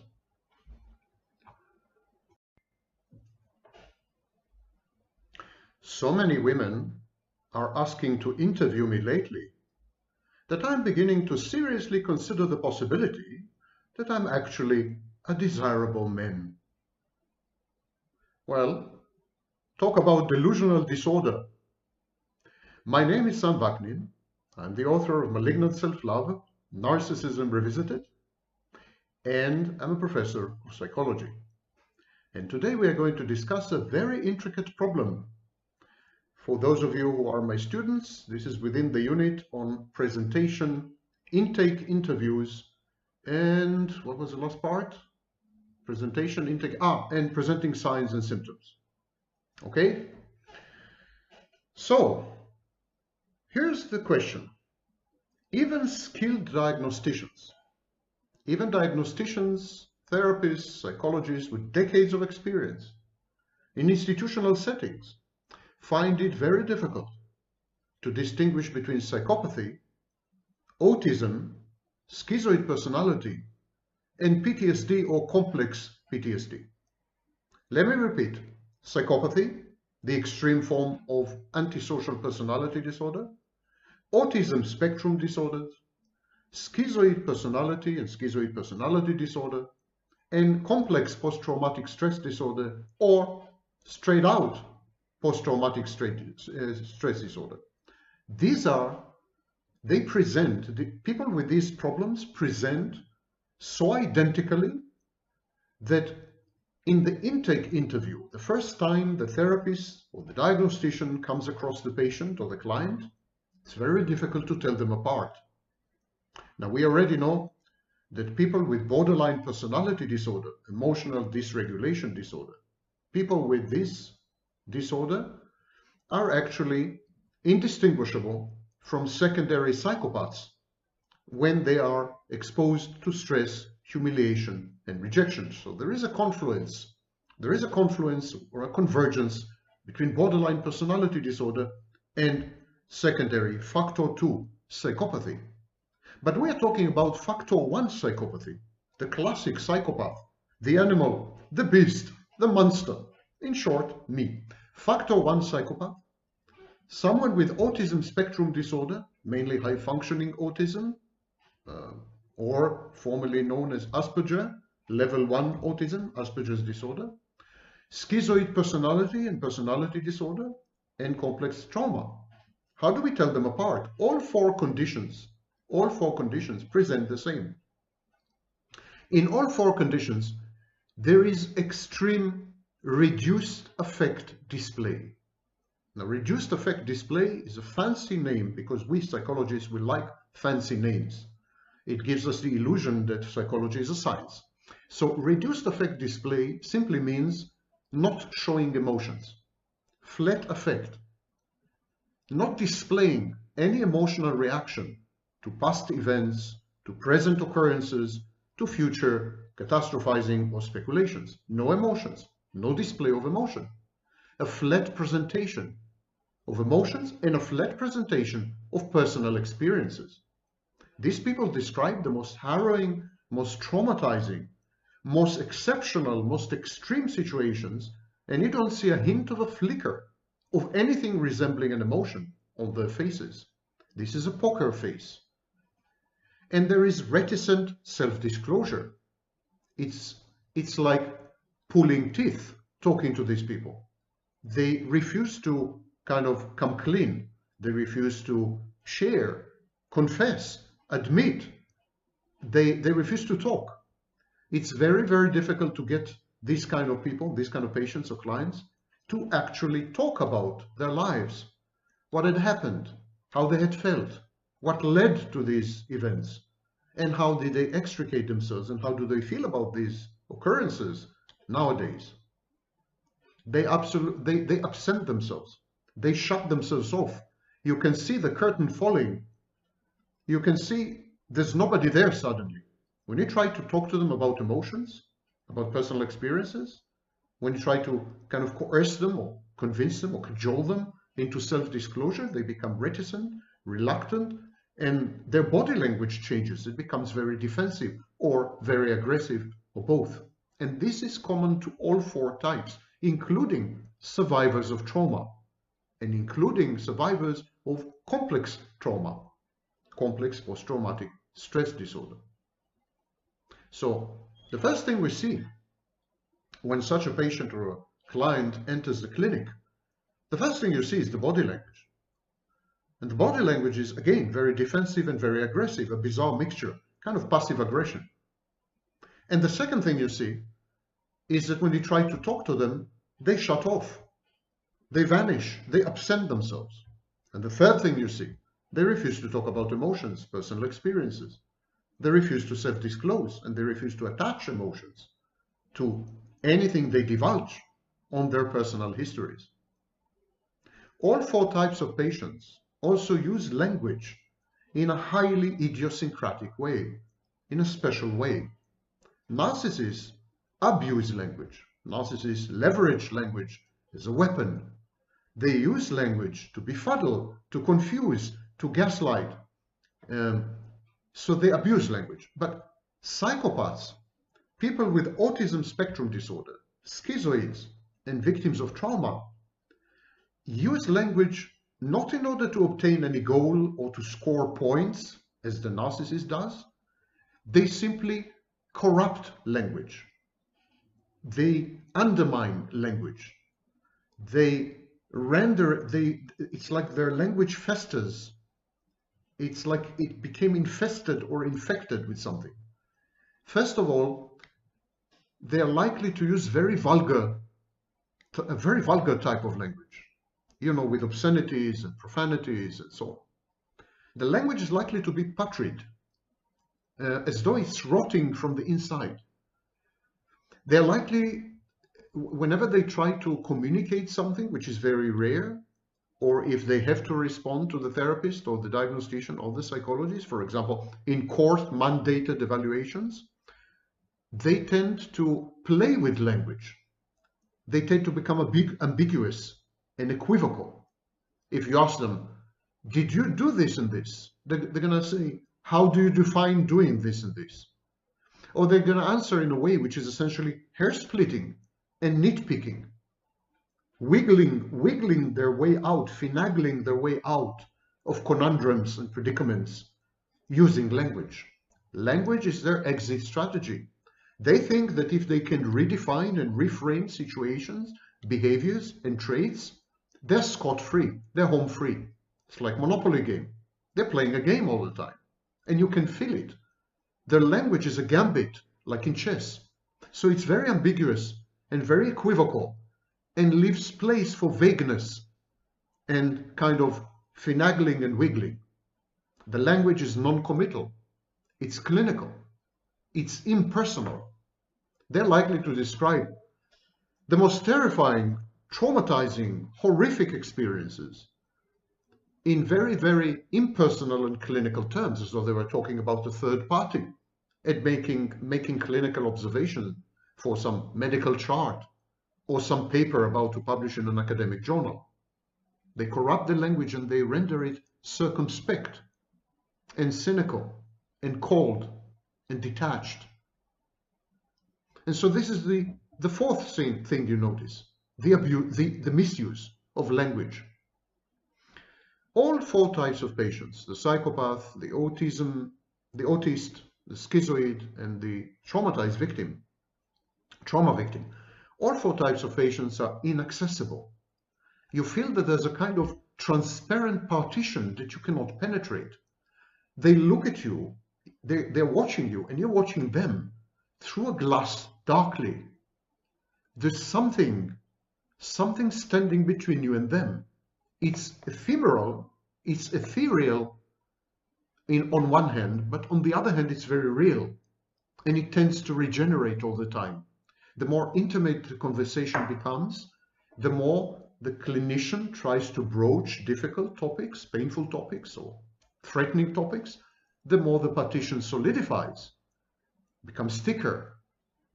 And so there is this membrane between the patient and the diagnostician or therapist. The patient is inaccessible.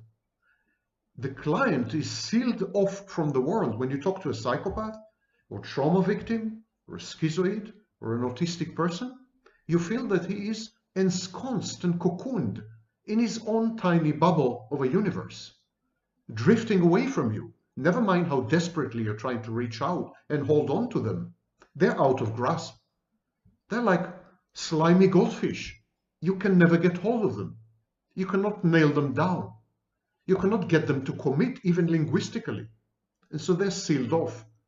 And they're emotionally numb. They're incapable of true intimacy, true communication, let alone intimacy. You can never get anywhere with them because you keep getting the feeling that there is somebody there, but out of reach. Out of reach. And you feel that you're being reduced by these patients into a caricature, a two-dimensional icon, avatar, a symbol. They don't relate, these four types of patients don't relate to the clinician or the therapist as another human being. They reduce him to a function, and then they become very defensive, and they try to isolate themselves from the situation and from the other person, that's the therapist. And so you have this eerie feeling that the temperature had dropped, the oxygen had been sucked out of the room, and you're in the presence of someone who is suspending their humanity. These people, all four types, the psychopath, the schizoid, the trauma victim, the borderline, which is a form of psychopath, and the autist, deep inside, we now know from multiple studies, starting in the 90s, we know that deep inside, they experience self-loathing, self-hating. And so sometimes they act out.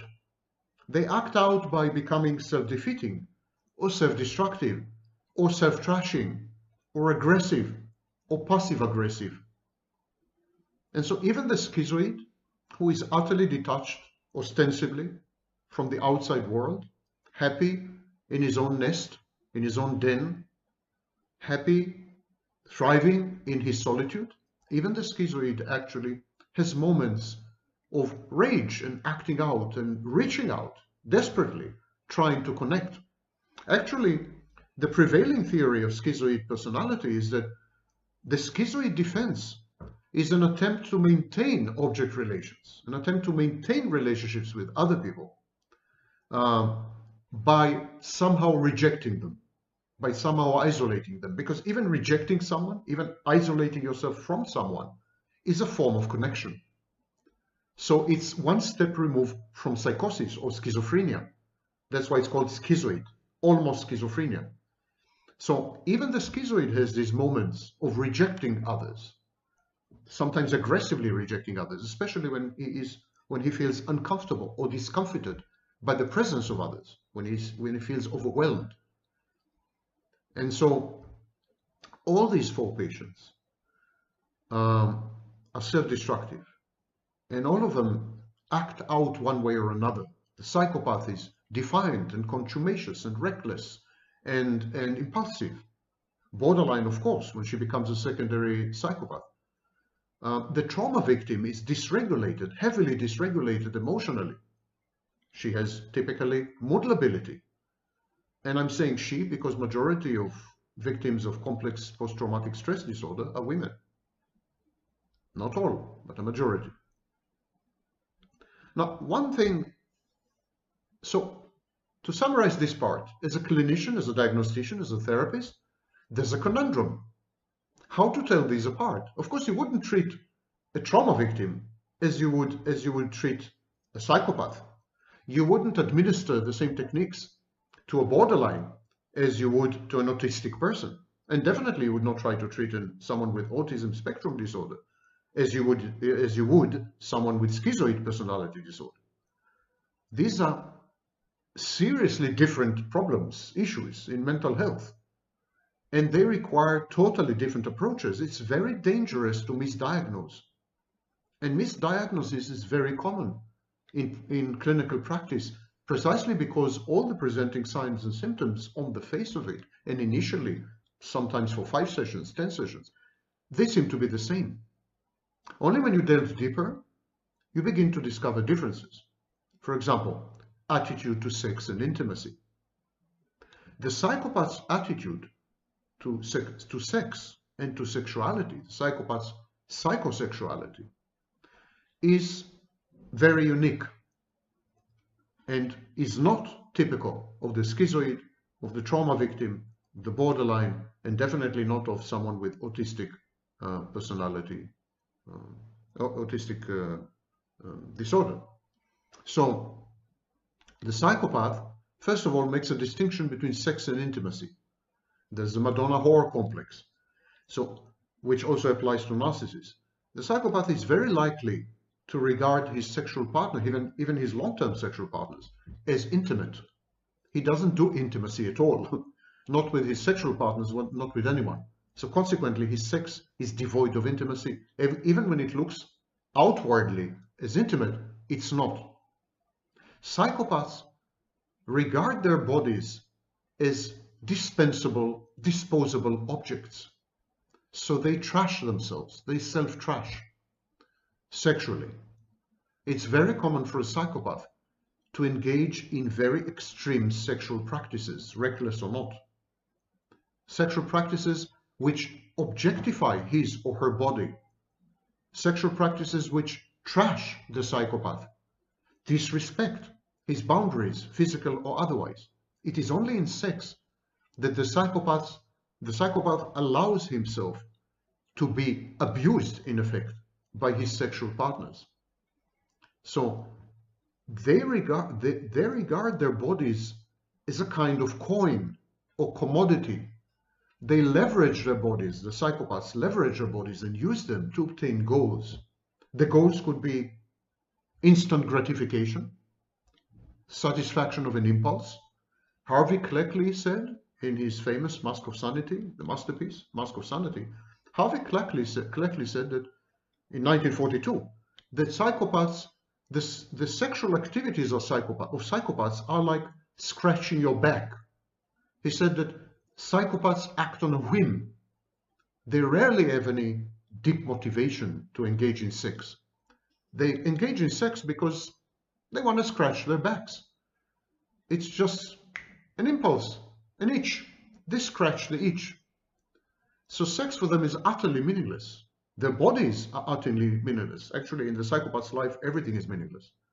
And so it's very shocking, very unsettling, I would even say horrifying and gross, to observe the sexual history of a psychopath. Because in the sexual history of a psychopath, he or she subjects herself to the most degrading and despoiling treatment by others. She is likely to find herself in situations which no healthy or normal person, not even a mentally ill person, would find herself or himself. Psychopaths are unlikely to have sexual boundaries. They're unlikely to be sexually dysregulated. They're likely to engage in extreme and reckless sex from a very, very early age. It's very common in the history of psychopaths to engage, for example, in group sex in teenage years, or to give a series of 100 blowjobs on consecutive days to all the boys in the school. It's utterly normal occurrence in the sexual history of psychopaths. And the same people, psychopaths, usually develop comorbidities or dual diagnoses like eating disorders, and some of them suffer from body dysmorphia, although this is much more common in secondary psychopathy and therefore in borderline personality disorder. So, attitude to body, attitude to sex, attitude to the bodies of other people, the willingness to self-trash sexually, the willingness to be objectified, degraded, and despoiled, subjecting oneself to these situations, seeking them actually. This is a hallmark, a major hallmark, by the way, according to Cleckley and many other authorities, it's a major hallmark of psychopathy. And it is a differential diagnosis in the sense that it does not exist in trauma victims, among people with autism, schizoids, and narcissists. It is common among psychopaths all year long, and it's common among borderlines when they switch into a psychopathic state, secondary psychopathic state. So this is the first differentiating or differential sign. Now, psychopaths are deceitful. They're deceitful. They're disloyal. They're unfaithful. They're manipulative. They're parasites. Psychopathic women are usually gold diggers. They're goal-oriented. This is another differential diagnosis. This is not the case with schizoids, with borderlines, with people with autism spectrum disorder, and with trauma victims. Only psychopaths are like this. So when you see a history of deceitfulness, cheating, for example, in multiple relationships, serial cheating, betrayal, a history of adultery and unfaithfulness, extramarital sex, non-consensual extramarital sex, when you see a history of parasitism, when you see a history of antisocial, even criminal activities, actions, when you see extreme goal orientation, which is without scruples, without boundaries, without rules and without limits, which is reckless and callous and ruthless, when you see these things, this is a psychopath.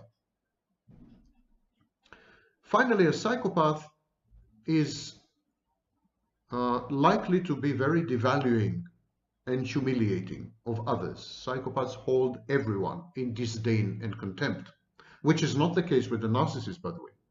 The narcissist does have role models.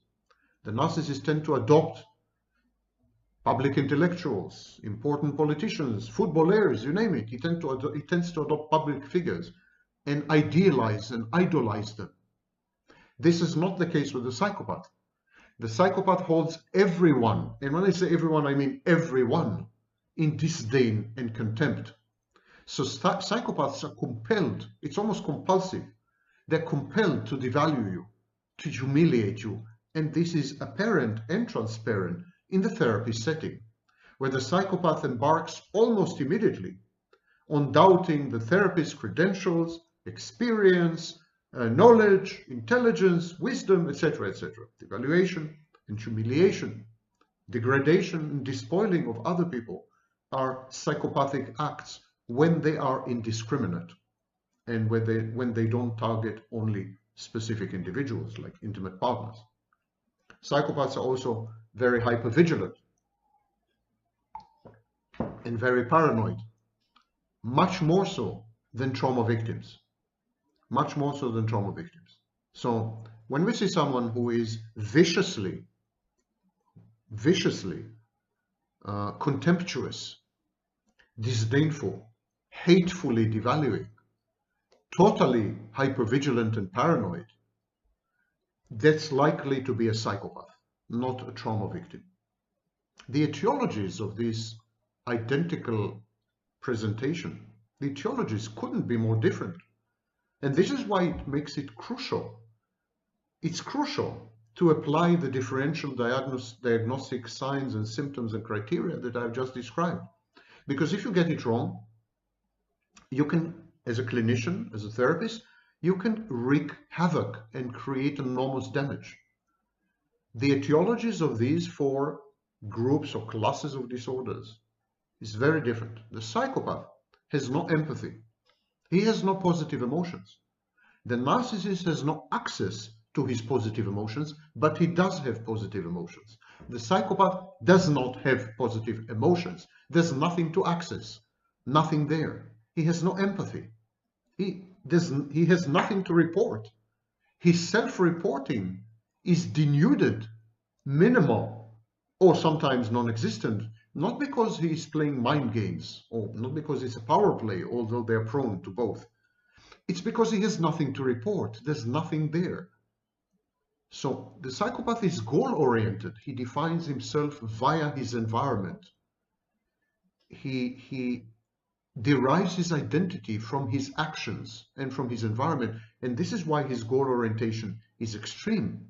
Psychopaths are primitive two-state devices, almost animals, almost in an animalistic level.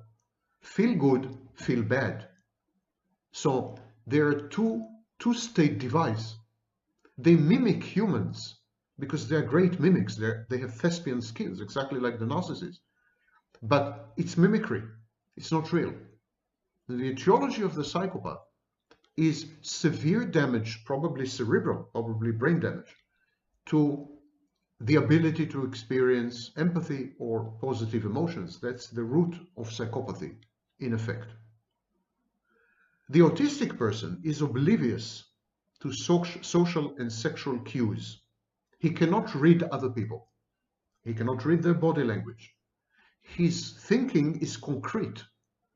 So he is incapable of understanding and applying metaphors, similes, jokes. He has a problem with humor.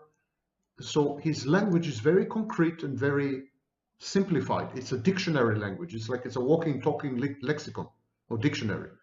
So he doesn't understand other people. He doesn't get them.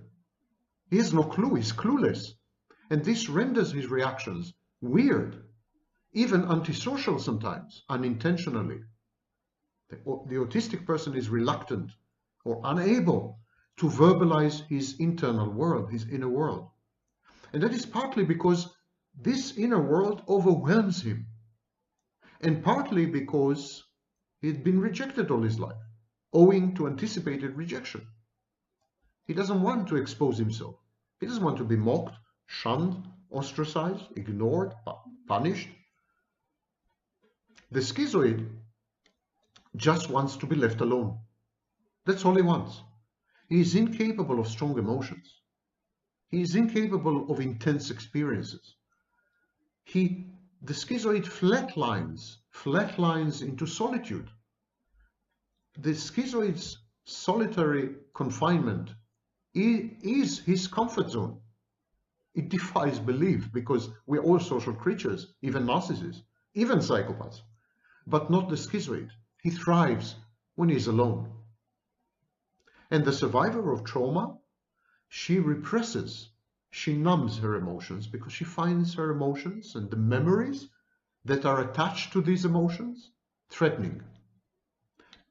She feels that she will be overwhelmed if she allows herself to directly touch upon and interact with what had happened to her, with her trauma. So she's reluctant to revisit her harrowing experiences, and she's triggered by any attempt to be intimate with her in any way. Though all four present identically in clinical settings, you need to dig deeper. You need to delve deeper. You need to ask yourself, how do they regard their bodies? How do they regard sex and intimacy? Are they deceitful, unfaithful, goal-oriented, parasitic, to the extreme? Are they immediately vicious in devaluing and humiliating other people? Are they hypervigilant to the point of paranoid ideation? And if the answer to all these is yes, that's a psychopath. And you did your job.